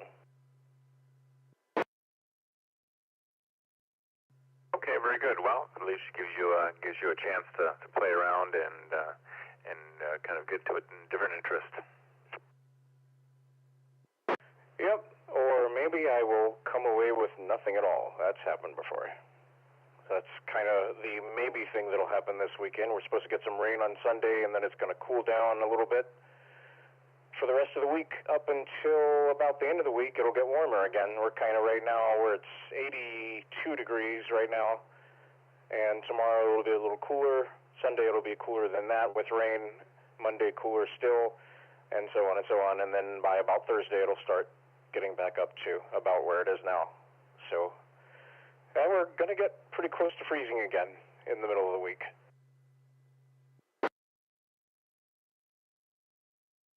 Okay, well, we're we're kind of nice weather out here. I mean, it's not super warm, but it's 60 degrees. Like we're going to get into the maybe 70s. Sunday going to be in the 80s, 82, low 80s. So yeah, kind of pleasant. Then rain probably end up next week. That's my mini report since Mark's not here. Absolutely. Well, we definitely need rain. We are dry. We are way below normal levels. Anyway, Tom, I'll let you get out. Well, I will get out, and I'll let you. You probably don't want to get out yet. You might have some people behind me who wouldn't like it if you did that. So I'll let you get to the rest of the check-ins. I will say 7-3. Good to talk to you this morning into the afternoon now for here, and we'll catch you later. And N6H into DYI. Yes, it is. Good after morning to you. It's 9:07 here. So okay, you take care, and we will see you on the All Nodes Net on Monday night at 6 p.m. Pacific, 9 p.m. Eastern. So thank you for doing that for the All Nodes Net for everything node related. Maybe we'll hear more about your travels down with your travels with a T-Mobile home internet box there. So you probably should get it by then. Okay, well, have fun with that, and you take care. Next up, for clearing with N2DYI, now I have Greg, KO6TH. Good morning, Greg, and Aloha Friday. Good morning, Tom. Good morning, everyone. Aloha Friday indeed. Looks like it'll be a nice day today. I should be outdoors doing stuff. I've got so many things to do. Quick question. The person checking in with the mother in Kansas, who is that? That is Brett, KB6LUV. That's right. Turns out there is a International Space Station school contact into the Emporia State University School of Mathematics and Science in Kansas next Wednesday, and it's a direct contact, so they will be in the footprint. If she's got a scanner, I'll send the details over via Brett. Maybe you could pass them on. Just listen to astronauts in space talking directly to the ground. It's always a lot of fun. Let's see. So I will pass that on. Brett, if you're listening, look for your email later this morning and see the details. Today is what is today? Today is Friday. Today is work on getting things ready for the boat for next week.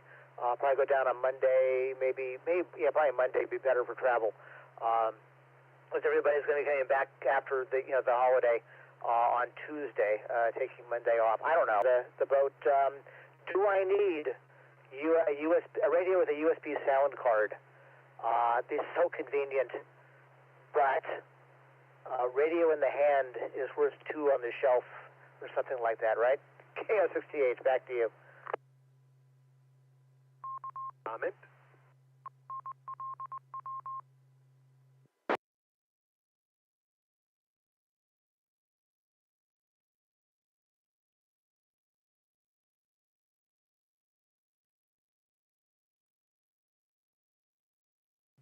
Tom, did I lose you? KO6TH.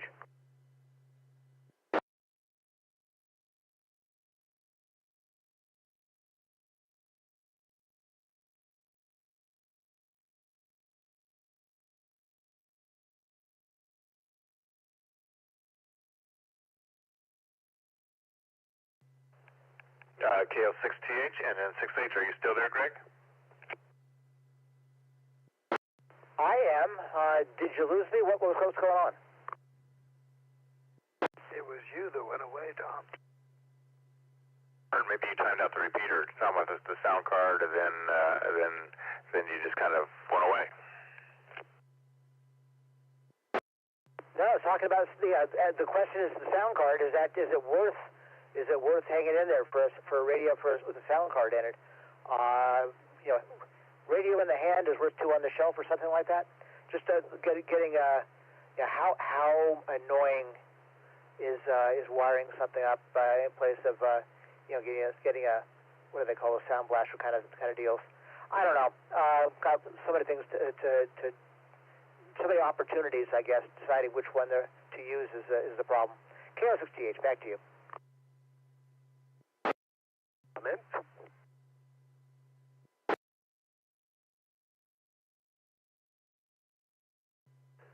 Okay, very good. I got a note saying that I had dropped off All-Star for some reason, or All-Star had dropped off. Okay, yeah. So I guess that is the question there. You know, I guess you could pay more and get a radio that has all the stuff in it, or if you have to do something where you maybe have put some external devices on there to make up for it. And the question for you, I guess you have to just kind of decide that and just see what works out there and what works in your budget for doing that. Probably getting a newer radio would solve that problem. Anyway, back to you, KO6TH and N6H.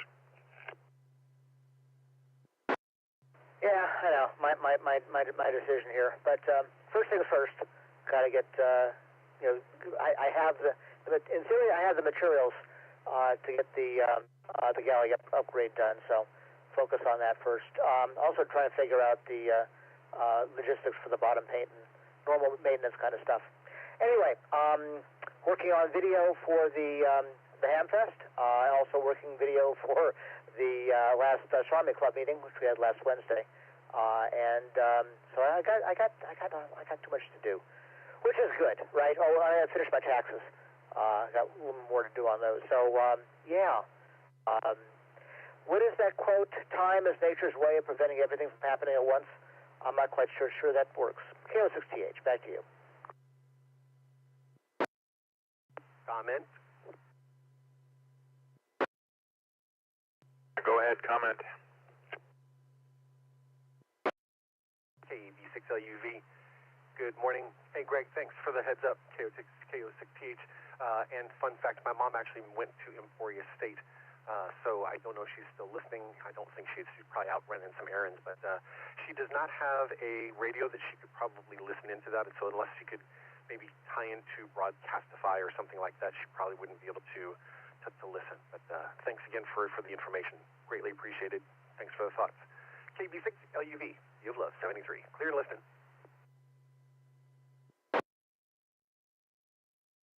Okay, Brett. Yeah, thanks. Well, sometimes these are simulcast on like YouTube. I don't see a link for that on this one, so we'll look around. I'll pass you on what I have though, but maybe just if nothing else, just knowing that her school is going to be involved in a contact, that'd be kind of cute. Anyway, Tom, back to you. KO6TH. All right, good, very good there, Greg, and thanks, Brett, for chiming in there. Yeah, Greg, and also I know that you're doing the video stuff for the Hamfest, and thank you for that. I posted a bunch of pictures up there, so if you can grab any of those pictures there, maybe something could add into your video. I also took some videos which were too big to upload. They were like 700 megabytes each. Basically, they're just small clips of the different, I guess, drawings and stuff that, the little boy there that was doing the drawing the tickets and stuff. Got some cute videos of that. So I have probably about 3 or 4 of those videos. I don't know if that could fit into your reel stuff or not, but I can make that available if you need it. KO6TH and N6H. Yeah, Tom.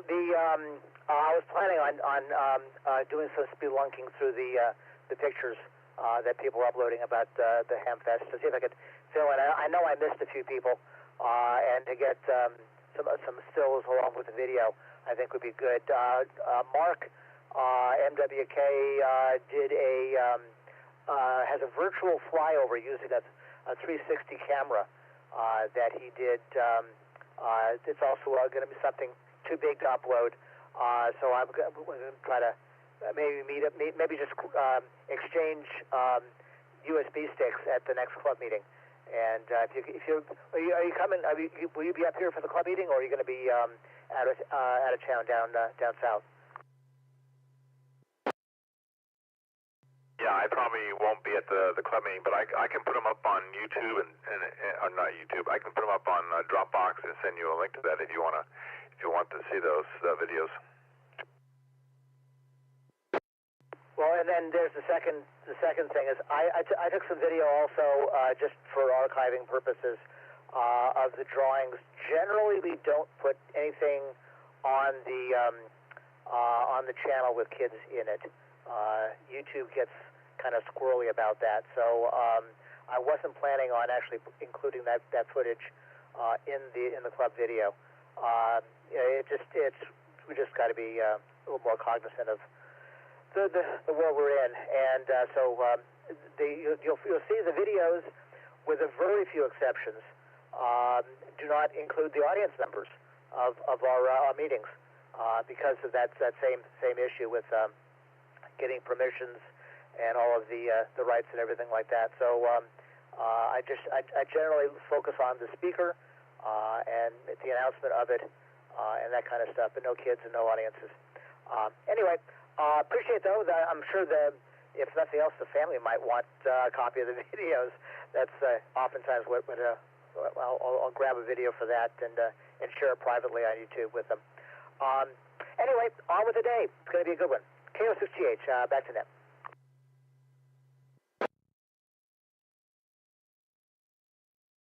Hey, very good there, Greg. Yeah, KO6TH and N6H for the Coffee Break Net. Yeah, well, I did post some still pictures of that little boy doing the drawing and stuff, so not sure if that's going to be an issue or not. I mean, it's not on YouTube, it's just on our website. But, yeah, and I do have some of those other things, so I understand that about the YouTube stuff, so not quite sure. Maybe I should pull those down, or we should pull those down or not, but anyway, that's what I have up there. But anyway, yeah, go through the pictures and see if you can use any of them in your still stuff. Probably took more people pictures than I did equipment pictures, since that's what the people were talking about last time, that they wanted more of the smiling faces. So that's kind of where I did there. KO6TH and N6H. Everybody loves smiling faces. The equipment you can always take pictures of, unless it's something unique. But smiling faces that's the important part. Anyway, on with the day. KO6GH, back to net. In fact, I guess if you want to look at the equipment, you can probably go back to last year's and see all the equipment there. I think a lot of the same equipment was being shown or offered on this year as well as last year. All right, well, 7-3 there, Greg, and thanks for doing the video stuff and taking care of all that stuff. And looking forward to seeing what your video looks like. All right, clearing with KO6TH. Next, I have KI6HFP, Hotel Foxtrot Papa. And I think that's Chris. Good morning.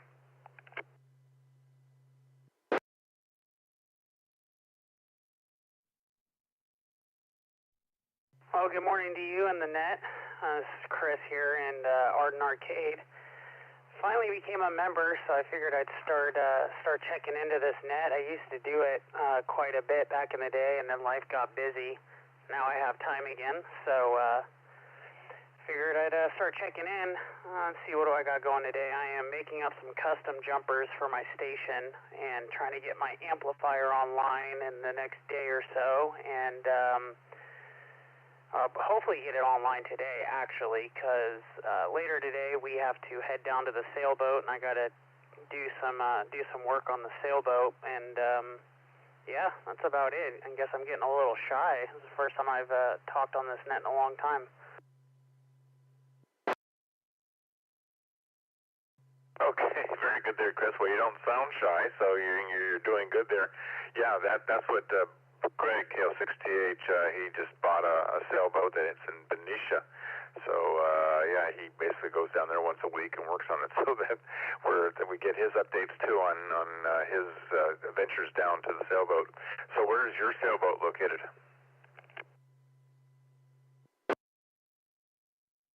She's located in Sausalito, so it's a really nice spot. I mean, I can back out of my slip and raise the sails, and within 2 minutes I'm in San Francisco Bay.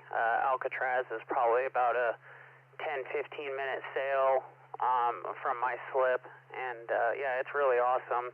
Tons of great places to eat down there, and it's always nice weather, so it's definitely one of the better places. I was looking at Benicia as well. This boat just kind of fell into our laps for the right price, so couldn't really say no. KO6GH, correction. Go ahead, Greg. Did I get the place wrong? Yeah, I'm looking to move it to Benicia. Right now it's at Point Richmond at the Brickyard Marina. KO6GH.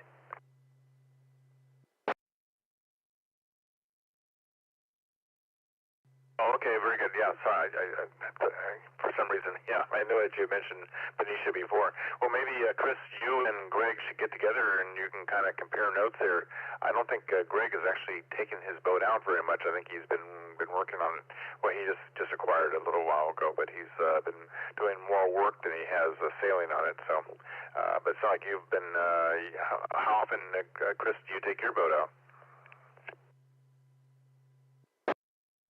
Well, actually, I'm in the same boat as him. I've yet to take it out, but that was just due to the surveyor missing a few things and, just wanting to bring it up to safety standards. But, yeah, sailboats are, I feel like it's for every hour of sailing, it's about 2 hours of maintenance. So you got to like working with your hands. Hopefully, by next weekend, we'll be able to take it out for its first sail. And actually be able to start using it.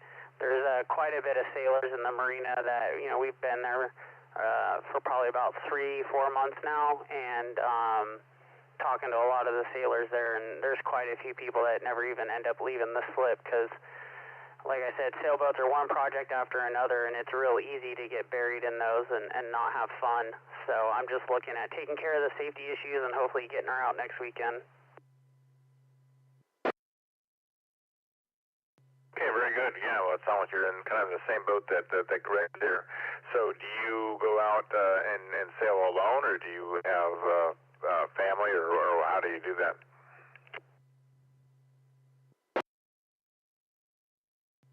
So I have my wife. She's in the process of taking some sailing classes right now through a local sailing school out there in the San Francisco area. And we also have my father. He's a member too, but I don't believe he's checking in today. November 6th, Yankee Golf.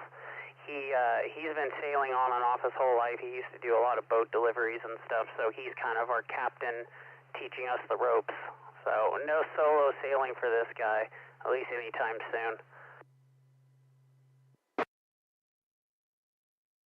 Okay, good. Well, I think you have a lot of support there and things, and very good. Well, like I say, maybe you and Greg, KO6TH, should get together and compare notes there, and anyway, that sounds good. All right, very good. Well, thanks for checking in, and you're doing well there, and I'm glad that maybe you're going to start checking more into the Coffee Break Net. So good to have you here, and good conversations. And well, there's always a lot of things to talk about, and sailboats is also one of them.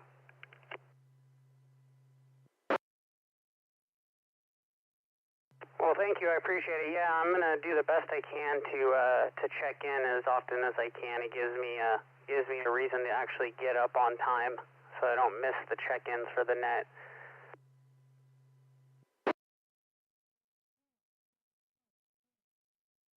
Yep.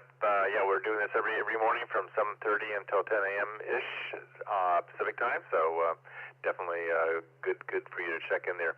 All right, very good. Well, I will turn it back to you for anything else, and then I'll go ahead and move on here and get some more check-ins. So definitely appreciate you getting in there and bringing your perspective there, and good luck with getting the sailboat going. KI6HFP and then 6H for the Coffee Break Net.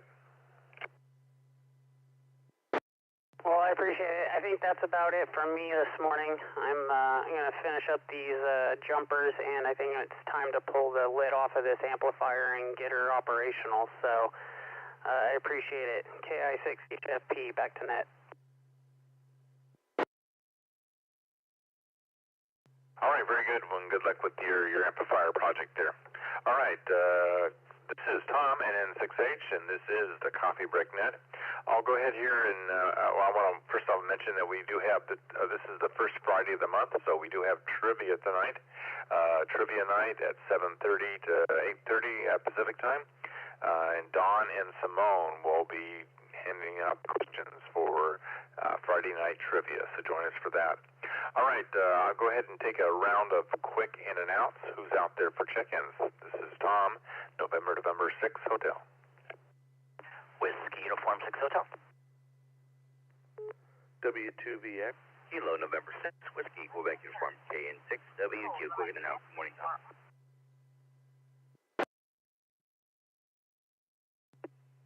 Kilo Alpha 1 Juliet X-Ray Yankee, KA1JXY, Joe in Massachusetts.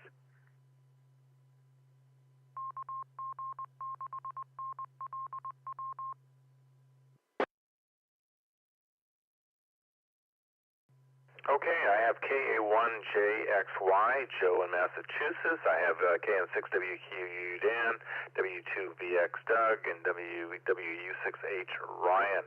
Anybody else I'm missing?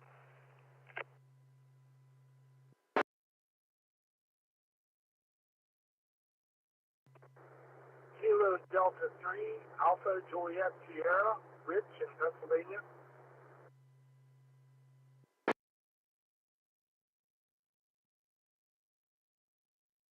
All right, I got KD3AJS, Alpha Juliet Sierra Rich. Got you on the list there. Okay, we'll come back to you in a few minutes here. All right, these are quick in and out, so let me go to the top. WU6H. Good morning, Ryan.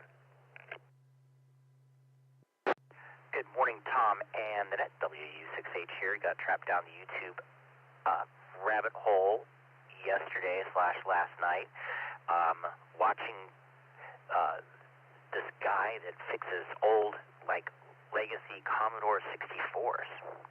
Man, I can't tell you how many times I took that apart, right? He's like, okay, so we have a little video. We've got a vertical line here, so we're probably getting clock out of the crystal, and it's coming here from the full-wedge bridge rectifier, but it's not firing up. Ouch, this IC is hot. Let's do this. Catch the data line on this, the 6510, right? The Bionic 6502. But then he pulls out this little tiny, voltmeter looking thing, which is a dual trace voltmeter, signal generator, and a oscilloscope that goes up to 50 megahertz. And I looked it up. I go, it's only $89. Oh, I have to have one. I don't have a need for it right now. I just have to have one. So it'll be here between 5 and 10.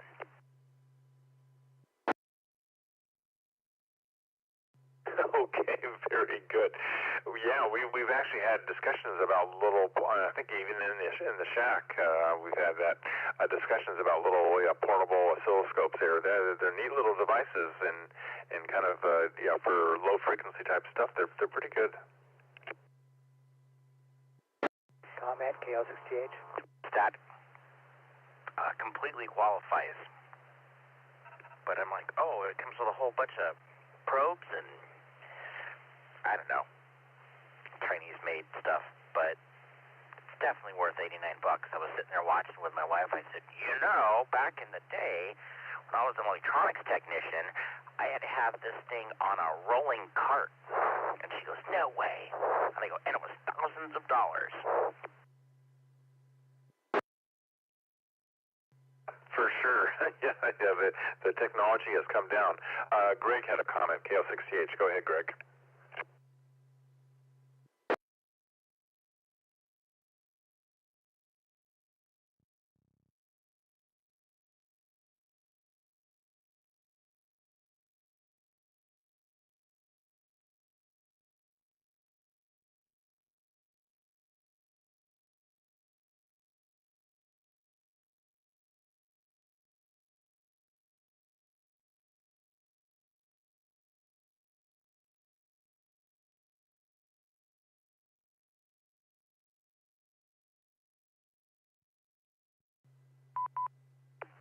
Code 51018.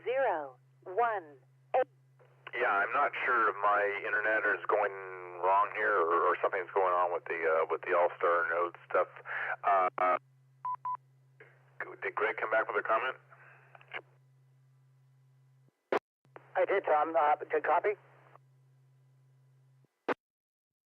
Yeah, I got you now, Greg. I'm not sure what's going on here. What's happening on my end or your end, or... Well, I wiggle the cables. Maybe that's the problem. Just comment about the... I'm guessing that the YouTube channel is Adrian's Digital Basement. Highly recommend. They're long videos, but he goes into a lot of detail and lets you know what's going on in his mind and how he approaches repairs and stuff. And that handheld voltmeter, the Yo-G, whatever it is, kind of the Instapot of the net for hems. It's everybody. We hear about it, talk about it on the net. Everybody goes out and buys one. I have one here. You're gonna love it. It works very, very well. KO60H. Comment. KG6NLW with comment.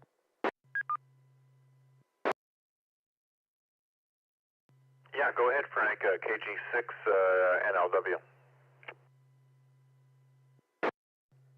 Good morning, Tom. It's not just you. Supermon on the repeater side just rebooted again. It rebooted earlier when you lost connection because I noticed the same thing on my end. So one of the mod mins might want to take a look at the logs and see what's hiccuping on that side. KG6NLW, just for information. Okay, thanks for confirming that, Frank. Yeah, I did see Supermon, which is showing trying to connect.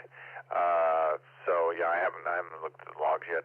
Okay, yeah, it sounds like All-Star is having some issues there. Okay, Greg. Anyway, thanks, Frank, for that. Okay, Greg, very good. And so back to you there, Ryan. Is that the channel Adrian's Digital Basement that you're watching? It sure is, and he's kind of propeller head, so I love just listening to his logic. You know, it is a really long video, and my wife said, I really want to watch something, and I said, it's almost over. I said that for like an hour, and he finally got it working. I'm like, he pulled out an EEPROM, downloaded a ROM, programmed it in there, popped it in. I mean, he's just, that's a channel you've got to follow. So that's my quick in and out. Take care. W6EK. Okay, very cool. So I guess the question is, you're getting the channel portable scope coming in between, 5 and 10 or something. What are you planning to do it with? I mean, what is your, you're going to pull it out and turn it on, and I mean, what are you going to hook it to? Probably nothing. Probably I'll turn it on and look at it. Maybe I'll stick it in a wall socket, look at a couple sine waves, and zip it back up in the case.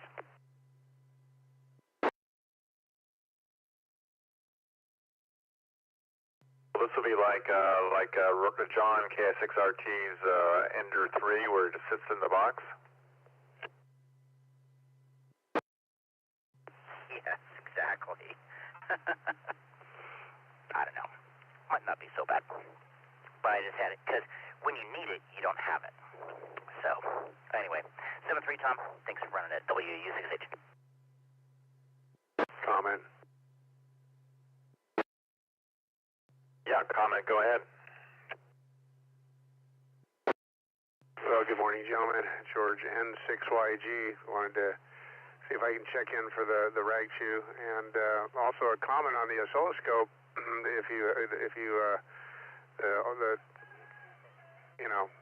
Putting the probes into a wall socket is something you need to be careful doing if you don't already know that, and make sure that you put the ground side on the neutral or on the ground side of the wall socket. If you put the center conductor in there and the ground probe on the hot side, you're going to make a nice big, you're going to let the smoke out of it. N6YG.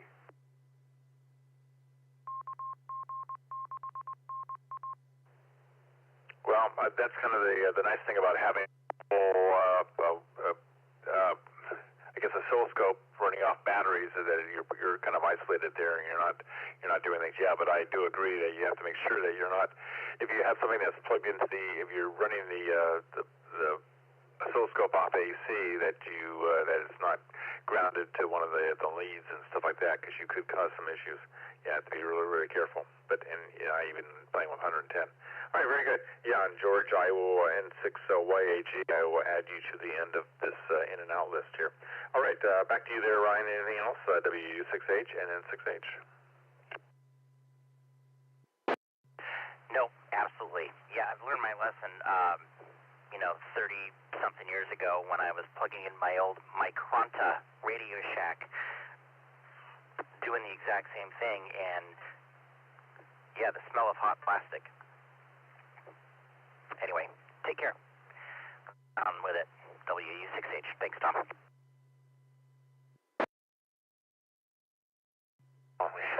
More than just hot plastic, you could actually have fried fingers or other things. So you have to, or smoke. You have to be really careful.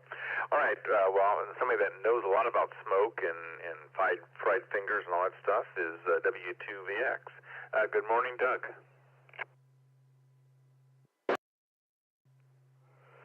Tom, what are you implying?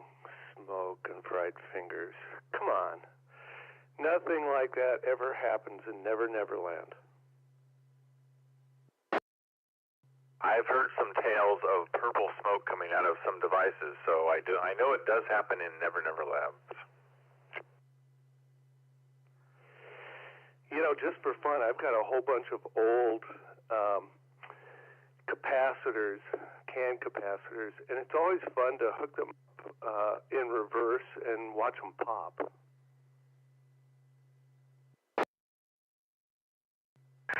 Yeah, well, your idea of fun is a little different than anybody else's there. So yeah, maybe you can give Ryan some suggestions there on what he can connect his new portable scope up to look at or to play with. I think I should probably keep diabolical things like that to myself. I'm standing in my Never Never Land annex, and I'm looking at my 36 reel pick and place machine, and I'm looking at my desktop benchtop router and engraver, and I'm thinking to myself, when was the last time I used these? I got a feeling they're either going to end up in the recycle at the dump, or I'm going to put them on eBay for local pickup only. I think it's the end of an age for me. End of an age. Moving on to other things.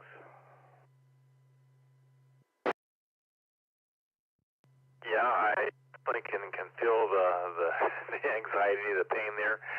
You have some great things there and possibilities, but yeah, the question is how often can you use that going forward? I know that you've done some great things for it, but yeah, maybe it is time to free it up and kind of clear it up.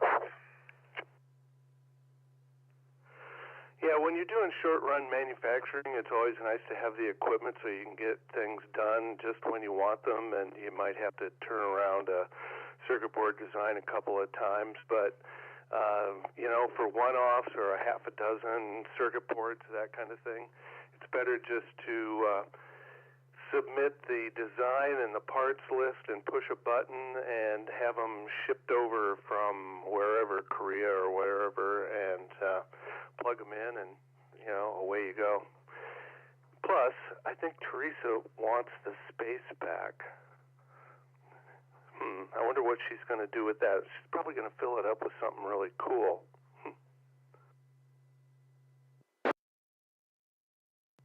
Yeah, well, maybe, your space is her gain there. Maybe that it makes her happy, so why not do it? Yeah, I know I have kind of the same thing where I have a whole bunch of stuff here, and I'm thinking, gee, this is all great stuff, but, you kind of look at it, when will the next time that I actually use it?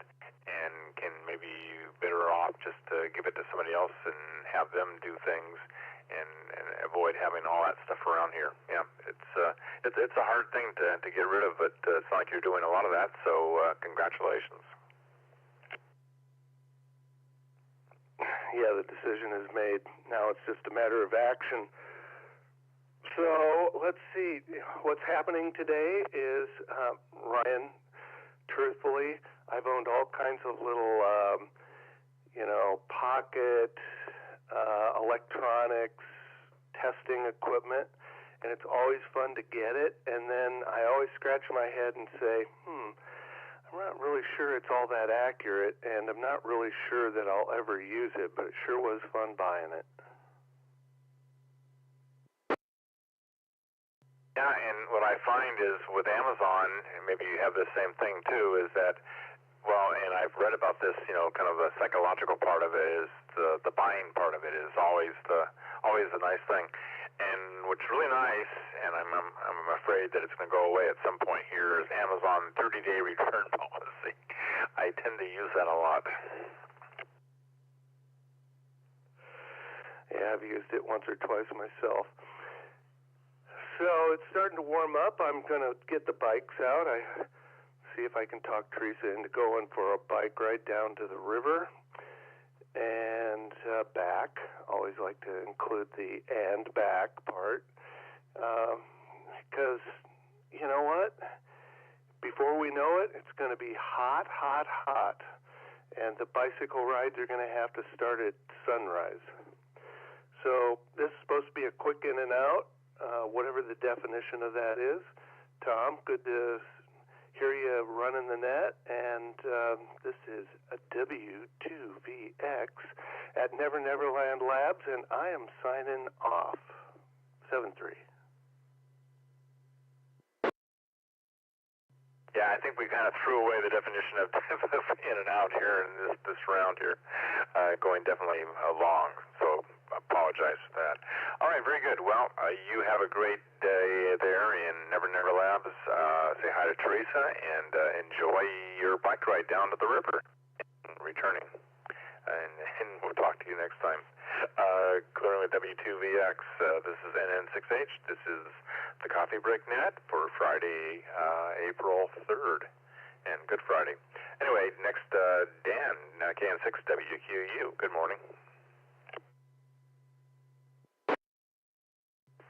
Good morning, Tom and the net. This is KN6WQU. Well, I think I can finally reveal what I had purchased at HamFest because it's actually in a very in a state that it's pretty dangerous for somebody like me. But I had purchased a Drake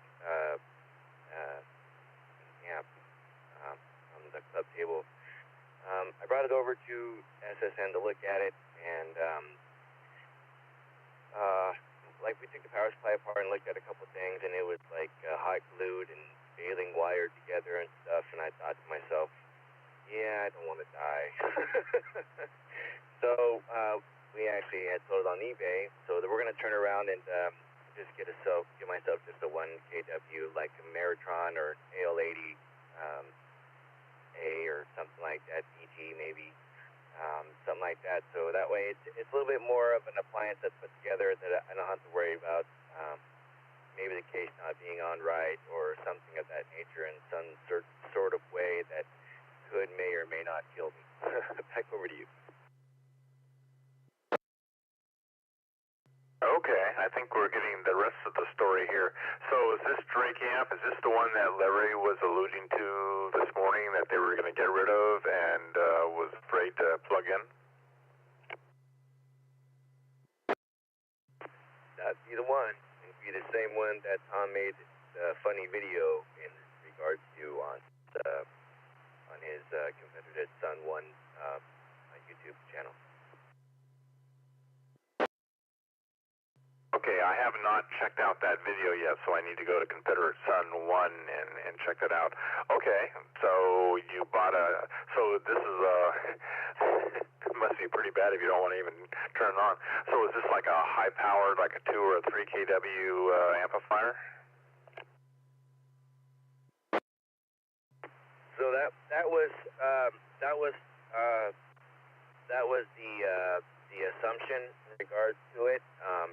Apparently there's a video out with this amp running somewhere. I'm trying to find it. I just can't. But from the research we had done on the tube and stuff, it's only a 1 kW tube, so it just takes a lot of damn power to run. So from the research we did, it basically took the Drake amp that was, can do damn near 2K, at full tilt, and it just basically cut the legs off of it, and just for more power. Tom had said it best. It was for kind of somebody that was kind of experienced power already and just kind of wanted to play around and just kind of do something different besides, because he's already done everything else kind of thing. So I'm definitely not saying it in the correct way, but it's pretty close to that. Yeah, the thought that comes to mind is getting some CBer there on set and run 2 kW or something, some high power stuff for his illegal CB station there. I've been licensed since the mid 1960s, and started out with HF and all that stuff. I've never had a desire to want to run high power. I've always run 100 watts max. Maybe I'm unusual there, but I've always wanted to, see what I can do with 100 watts and my antennas and stuff. So, and mainly because I looked at what it would take, having to rewire a house just to be able to run some of those high power amps, with 220 and all that stuff, and just having all that RF around, I said, nope, I think low power is better for me. Yeah. Tom, I agree with you on one hand, and then my curiosity is on the other. So definitely got to at least experience it. You know what I mean? And if it's not for me, then it's not for me. Amps sell and they come and go all the time. I'm usually a keeper of such things. So I may just keep it and just pass it on down to the youth, or not. I don't know. So I definitely got to try it first, so there's that. On the other hand, I've been kind of prepping for an amp. So, by the way, if anybody out there that is listening and does have an AL80 BG or an A that will do a KW from the Meritron, that's the brand I'm looking for. And if it's around, if their asking price is right around $1,000, that would be great. So speaking of which, I was running around the house trying to figure out where all my noise floor is through the moon. So I have 20/9S noise floor here at the house. And I was on the phone with Tommy yesterday. We were just talking about amps and stuff, and I was telling him about my noise floor. And so I went over and I killed the PV panels. I just turned the breakers off to the panels that go to the charge controllers. Sure enough, my noise floor dropped to an S3, and I'm like, well, there's your problem. So it looks like I'll have to turn the panels off or run at nighttime. Back over to you. Comment? All right, yeah, I got you, Doug, here with the comment. Well, that's why a lot of people run POTA, Dan. Run POTA, take their stuff to basically a noise-free environment there. Yeah, 20 over, that's pretty bad. Yeah, go ahead there, Doug, W2VX. There's an old saying, curiosity killed the cat. And, big amps are really cool, and they're a lot of fun, especially if you don't have to plug them in. And make sure you got all the right feed lines, and you got the right tower, and you got the right antennas, and you got lightning protection because you're running high power, and you got big wires sticking up into the sky. And sometimes it's better just to go QRP, my friend.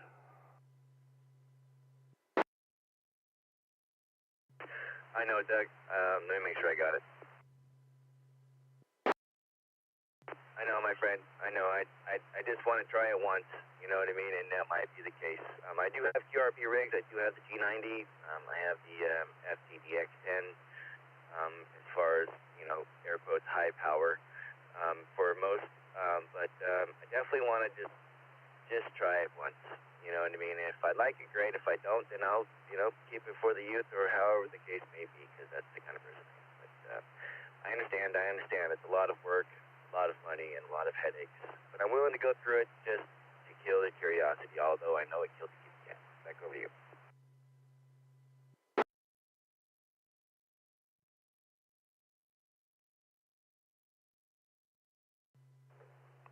Okay, yeah, I wasn't sure when you said back over to you, if you were talking back over to Doug or back over to myself. Yeah, yep, that's kind of my philosophy too there, Doug. I like the idea of QRP, and then 100 watts is my power amp, I guess. Anyway, Doug, any other comments about that? W2VX? Boys and toys, girls that also are ham radio operators probably want to do the same thing. That's why it's a hobby, because we like to play with stuff. But there are things that can get us hurt, so we have to make sure we're doing the right thing and taking all the precautions and think it through. Just getting a big amp is only a part of the equation. Comment?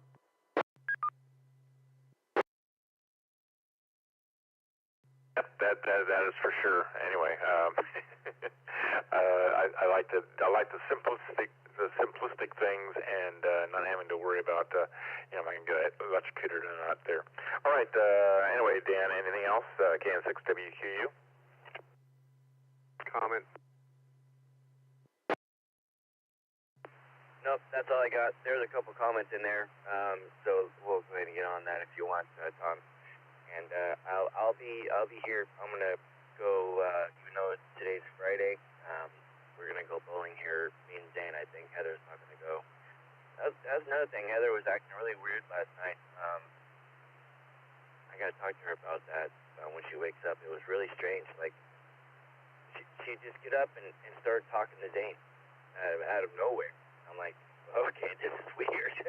And then she'd go turn the bedroom lights on, like it's the day. And I'm like, what are you doing? It's 10 o'clock at night. It's we're supposed to be sleeping.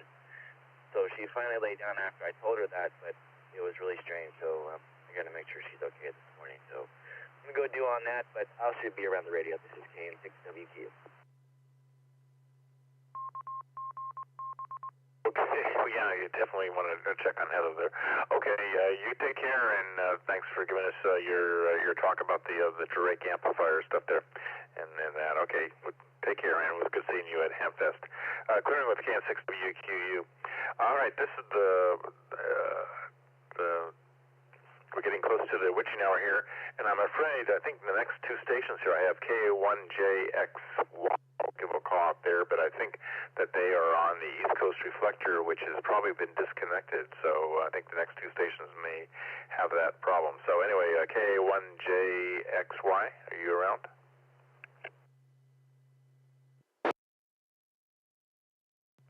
Tom, didn't you have some comments?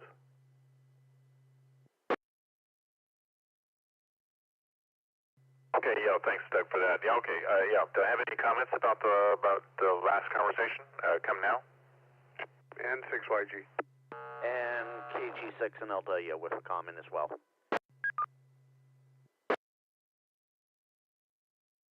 Okay, got you there, Frank. And then YAG, go ahead.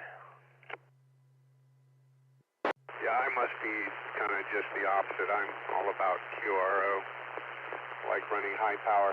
Love tube amplifiers especially. I almost sold, I have 3 tube amplifiers on the bench. I almost sold them to pick up one of the new fancy Mercury Lux amplifiers until I saw one in operation and thought to myself, nah, I don't want to be stuck behind someone's firmware. The other station, I'm not sure I understood what I think he said he was looking to get rid of the Drake and get something else. Is that what what the gist of his comment was?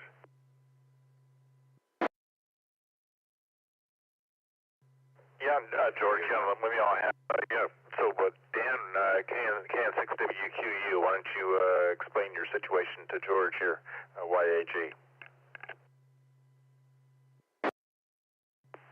Hey, George, this is KN6WQU. Yeah, so what happened was we kind of looked at it, and we saw that, it had, if you saw Tom's YouTube video, the Confederate Sun 1,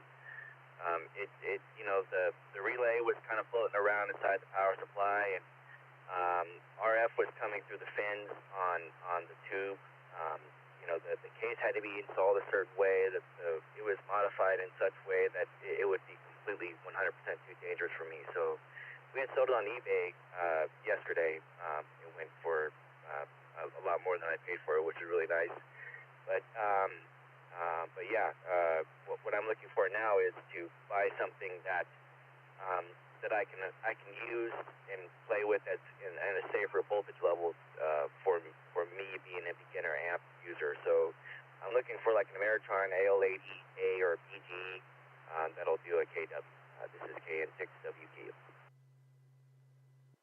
Oh, okay. That's what I was going to recommend. I was going to say if you're looking for an entry level amplifier, although they're not the lowest you're talking about voltage, I'm not sure why that's an issue, but yeah, they run a little higher voltage than something like an AL811. That 3-tube 811 with 572B tubes in it, and the new modifications from W6EK is a pretty nice little amplifier. They seem to carry a bit of a price tag though now. I'm not sure why, but I definitely like the AL80s. The A or the B, if you can get a B model for a reasonable price, then yeah, that's a great amp. And W6EK, the designer of that amp, has some neat little accessories for it. A TOF unit, a TOF that helps with tuning and grid protection. So yeah, that's all I really have to add for that. Then I didn't hear you say AL80 or AL80B. So all right, back to net N6YG.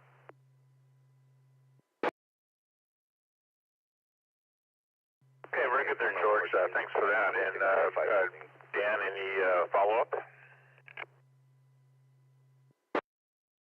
Yeah, we get up at the same time there. Yeah, so what I was talking about as far as voltages was concerned, that this Soviet the Soviet tube that's in this amp that I've gotten requires a lot of plate voltage to run, like higher than normal. That's where I'm talking about too high of voltages. So like if it was like a standard product that would just build right off the line, like Tom was explaining to me, that they are high voltages, but it's not something crazy like this was built to be. So that's where I'm not afraid of electricity or anything like that. I know how to respect it. I get all that.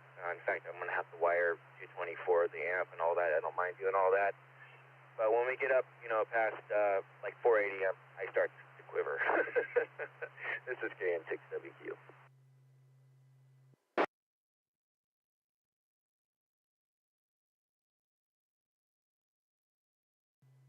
Okay, very good there.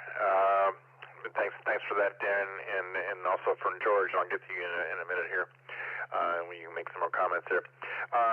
So let me go ahead and give a call out here for I think two stations here. I got KA1JXY and KD3AS. I want to see if either of those stations are on here. I think they were on the East Coast reflector, which has been disconnected from our repeater. So either of those stations around? Good morning. The time is 10 a.m. Okay, like I said, I think they've gotten disconnected here. All right, so let me go ahead here, and I'll put them in for the log, but let me go to George, 6YG. I think that's what's nice about amateur radio, is that there's just, everybody has, whatever things that they enjoy, different things, different aspects of it. Some people like QRP, some people like high power, and, it just, I think it's great that everybody can kind of, enjoy what their special requirements are there. So anyway, thank you for your comments there. Anyway, so over to you, N6YG and N6H for the Coffee Break Net.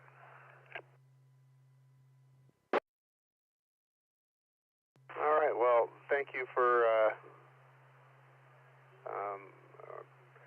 hold on a second.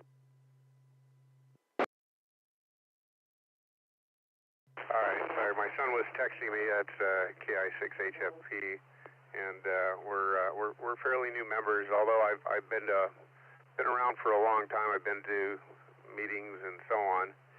Just being on Social Security disability means that you have limited funds to support all the clubs you'd like to.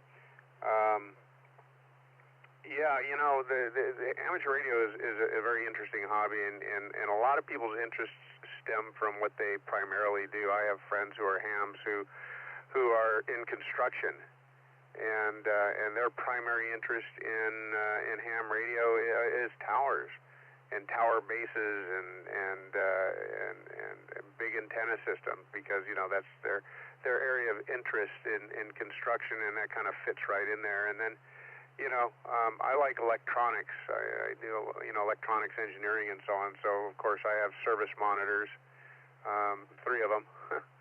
And in fact, I have a Comp 3 on the bench that I'm recapping, a Ramsey Comp 3. I always wanted one of those and got one for a good deal, so I'm recapping it. And it's a nice enough piece of equipment that I ordered some really, really nice high-end low ESR caps from DigiKey for it. Be careful buying capacitors off of Amazon. You never know what you're going to get. So, interesting thing, I had an FTM 400, which is a Yaesu radio. I was using it on the air, and all of a sudden, apparently, it started having problems. People told me they couldn't hear me anymore, and I got mad. So I just took the radio and threw it on the bench. It sat there for 6 months because I was sure that I had blown the 2-meter finals on it. And yesterday my son was over because he bought the same radio because I had it, and he says, "When are you going to fix that thing?" And I was so upset about it that I didn't even want to look at the radio. And so after he left, I said, "Oh, he's right." So I grabbed it real quick and got the dummy load out and the watt meter, the bird watt meter, and hooked it up in line and went to test it, and sure enough, it's full power output on 2 meters, full power output on 440. I'm like, well, what the heck? And I just happened to bump the table, and the power fluctuated. I said, that's interesting. And so I started tapping around, and I got to the back of the radio where the coax is and tapped that, and sure enough, I'm watching the needle bounce back and forth. It was a damn bad adapter. I had a PL259 to BNC adapter on the back, so I can quickly move the radio around, and sure enough, that doggone adapter was bad. So I pulled that off, and now I got it sitting on top of the service monitor. Since I got it in the shop, I might as well go through it and make sure it's operating up to spec. What was comments on amplifiers? I enjoy amplifiers. I didn't when I first got in the hobby. I mean, probably first 20 years in the hobby, I ran nothing but 100 watts in wire antennas. And then I discovered DXpeditions and chasing DX, and I'm going for 8-band DXC.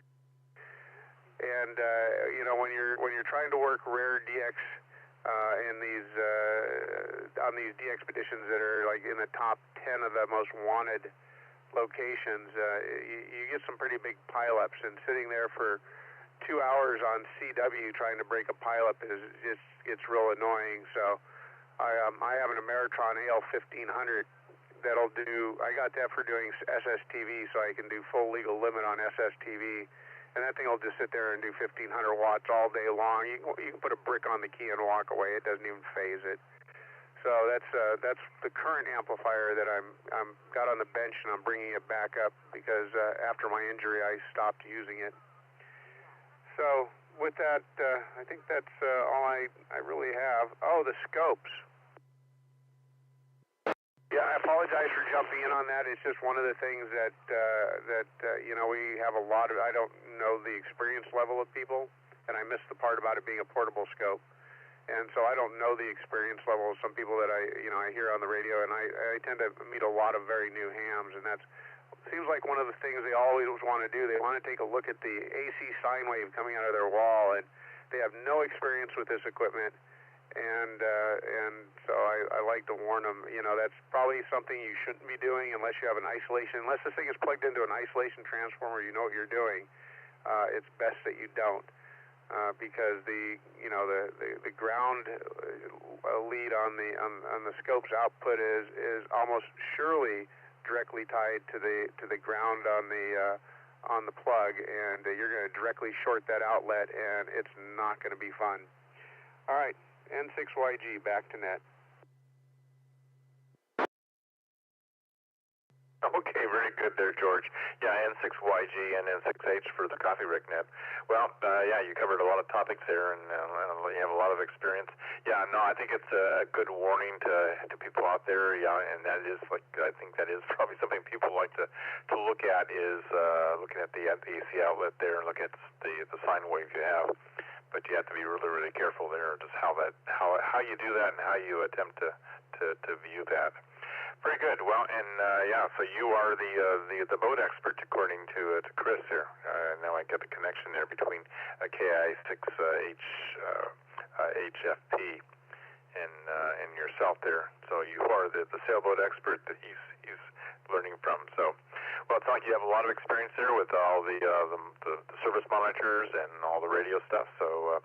Yeah, I think that's good, and I think that's what's nice about amateur radio is that they're just, whatever your interest is, whether it's electronics or just getting on and talking, doing nets, doing, chasing DX and all that stuff, there's just a lot to cover there, which is nice, or building antennas or building projects, those type of things. So, very good. Well, good talking to you. I don't think we've talked before, so nice meeting you there, George, and you got a lot of interesting things going on, projects going on there in your shop, in your shack there. So back to you for anything else. N6YG and N6H. Well, I guess I will say I do like collecting books, and especially amateur radio books. My wife is excellent at that. We just got back from the Ham Fest, the Ham Swap, and I don't know how she does it, but she manages to find them. She got me the William Orr Beam Handbook. She got me some a book from 1917, the Blue Coat. It was a Navy book for Navy sailors. And when I looked at this thing and I opened it up, there was a stage line ticket, a stagecoach ticket sitting inside of it in mint shape. And I was like, holy moly, look at this, 30-cent ride, right, on a stagecoach. So I got a real kick out of that. But the reason I brought up books is that's kind of how I learned in this hobby. When I first started, someone gave me an ARL handbook, and it was like reading a foreign language. I was like, holy moly, I didn't understand any of this stuff. You see Smith charts in there, and all this other stuff. Of course, a VNA back then was just ludicrously expensive. A ham radio operator having access to a tool like that was very rare. And of course now I have one. I have an Agilent vector network analyzer, and I also have a Nano VNA. And what an amazing tool the Nano VNA is. In fact, I just got a chance. I was doing it last night. I got a chance to compare some results. A company had sent me some attenuators to review, and some SMA attenuators, and so I was checking them up on the network analyzer, and I decided to let's see how the Nano VNA compares, and so I did the same sweep on.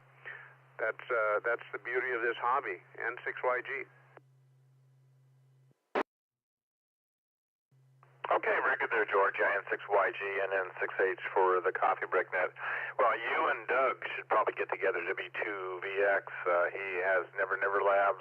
He has all those equipment there too. Network analyzers and generators and power supplies and all sorts of things, and attenuators, and does lots of science experiments doing that type of stuff. So you and Doug would probably get along well there.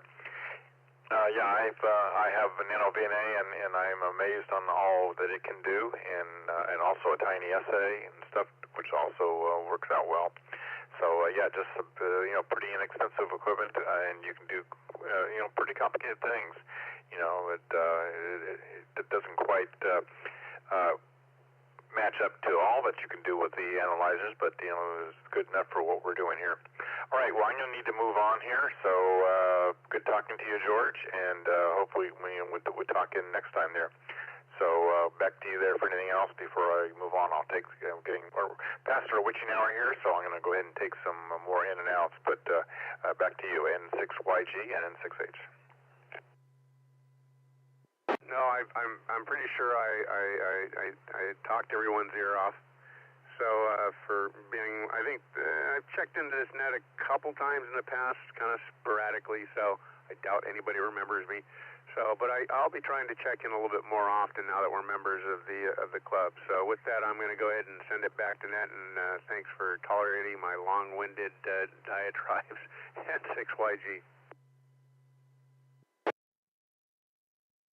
Yeah, very good. Yeah, no problem there, George. Yeah, no, a lot of interesting stuff there. And also you mentioned about starting out and reading books, the ARL manual. Yeah, basically when I got a shortwave radio back when, this is back in the 1960s, and I was a teenager back then and heard all these different people talk on the radio, and I went to the library because my mom used to go to the library a lot, so I went tagged along there and started pulling, and that was one of the first books was ARRL book from the library, and reading about that and amateur radio and all the electronic stuff, and that's kind of what got me into that and got me into the electronic field. So yeah, I guess I think that my start in as a computer engineer and electrical engineer all kind of started through amateur radio and learning all that stuff. So definitely understand what you mean there about all the books and things. All right, I know we're getting a little long here, so this is Tom in N6H. This has been the Coffee Break Net. We're after the witching hour at 10 o'clock, so I will open it up here for in and outs, or for the log. Who's out there for check-ins? This is Tom in N6H. Hi, Tom. It's Peter, KD6QH. Good morning, everyone, and I'll be for the log. And I guess KG6 and I'll tell you for the log since it's past the witching hour. Twin Falls Mobile.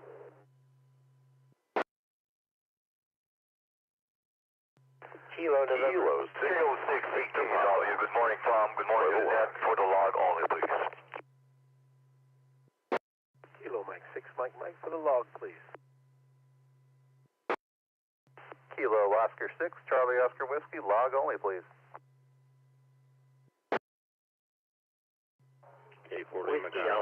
Bravo Mike for the log, please. Thank you. I'm pretty sure I doubled KN6 TCI. Whiskey Bravo 3, Charlie 6 Hotel Oscar November for the log. Thanks, Tom.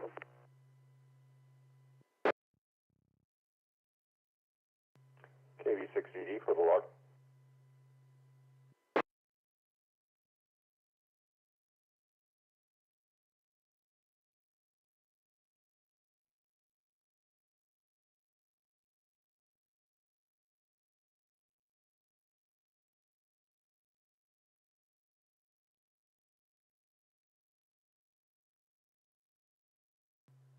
Okay, quite a few people here, so I'm sure I missed some. There's a lot of doubles, so let me go through what I have. I got K6 Victor Papa, I got KB6DED, and these are all for the log, WB3 CSY, KN6TCI, I got K4LGI, KO6COW, KM6MM, KB6 DFP. Ken, I'll come back to you.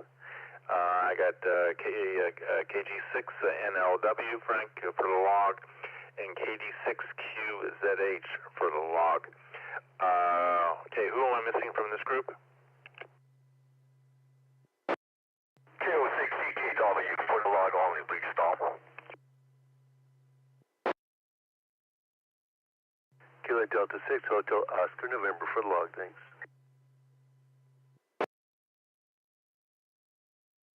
KI6DG. Whiskey Alpha 6, Bravo Mike, for the log, please.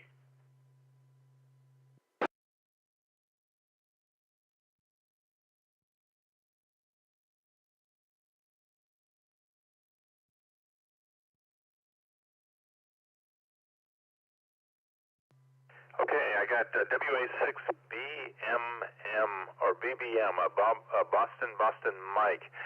Can I get a name there, please?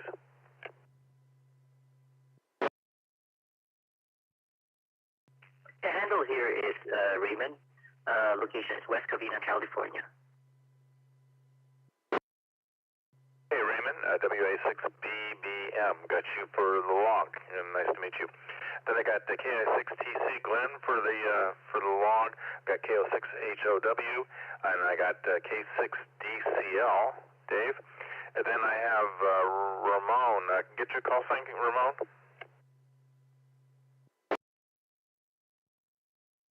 Just Kilo Oscar 6 Charlie Kilo Whiskey.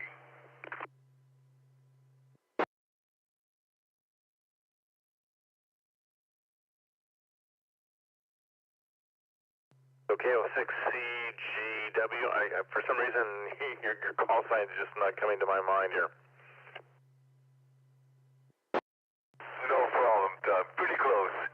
Kilo Oscar 6 Charlie Kilo Whiskey. Okay, CKW. Okay, sorry. Yeah, first I just had a total blank there, Ramon. There. Anyway, it was good to see you at Hamfest, and thanks for what you done there. All right. And I think so. K6DCL, Dave. Were you log or in and out?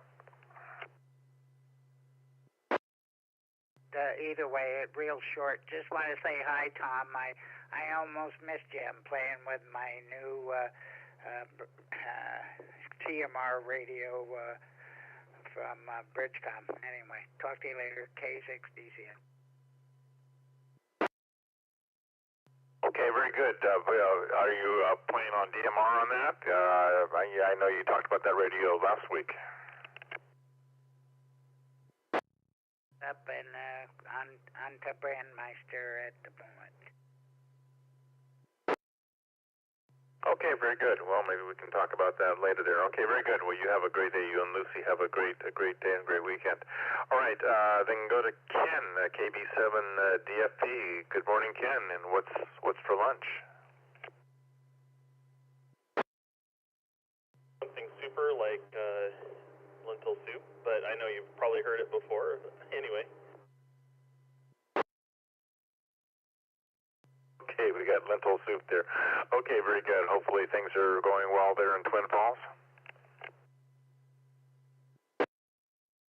Things good. It's cold and windy. Yesterday it snowed, but hopefully we get spring again. Looking forward to that. KB7DFP.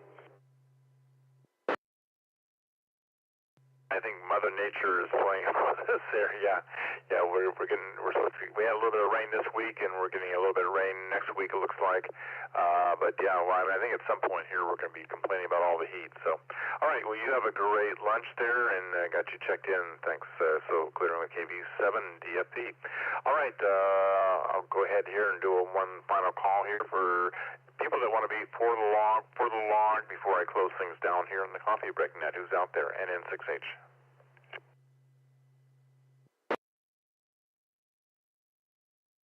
Kilo Delta 6 Hotel Oscar November.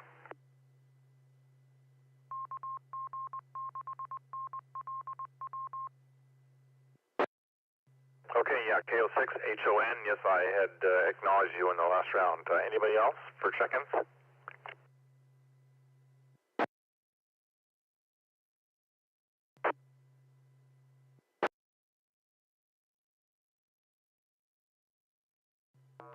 Somebody key up there, but no audio. Are you trying to check in?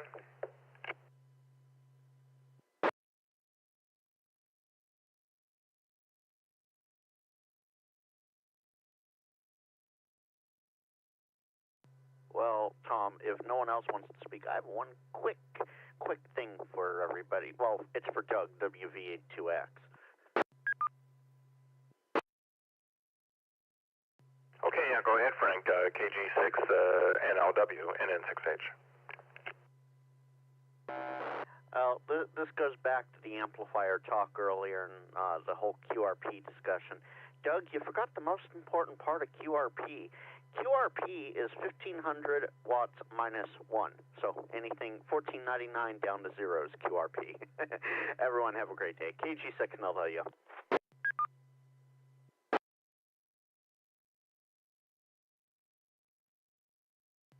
Well, I'm not sure. I think the official definition of QRP is probably 5 watts. For CW, sure, 10 watts for sideband. But no, the running gag is QRP is 1500 minus 1.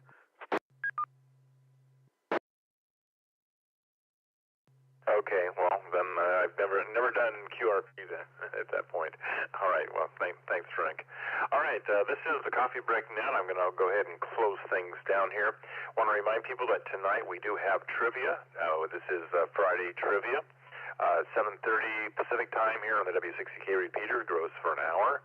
And we have Don and Simone are going to be doing the trivia questions. So join us for trivia tonight, 7:30 p.m. on this repeater, AllStar node 51018, and on Echolink. So I think that's pretty much it. So this has been the Coffee Break Net.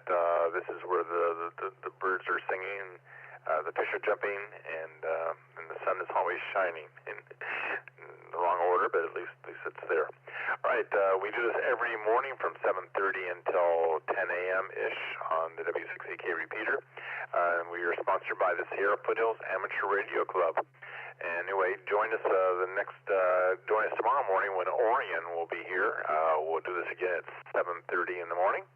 And again, we do this every day of the week, except for two exceptions for some of the runs and stuff we have that we use the repeater to help out for safety reasons. But so this has been the Coffee Break Net, and I want to thank everyone for being here for all the conversation. And join us tomorrow when Orion AI6JB will be continuing the conversation. Anyway, this is Good Friday, so enjoy that, and then Sunday is Easter, so have a good Easter Sunday.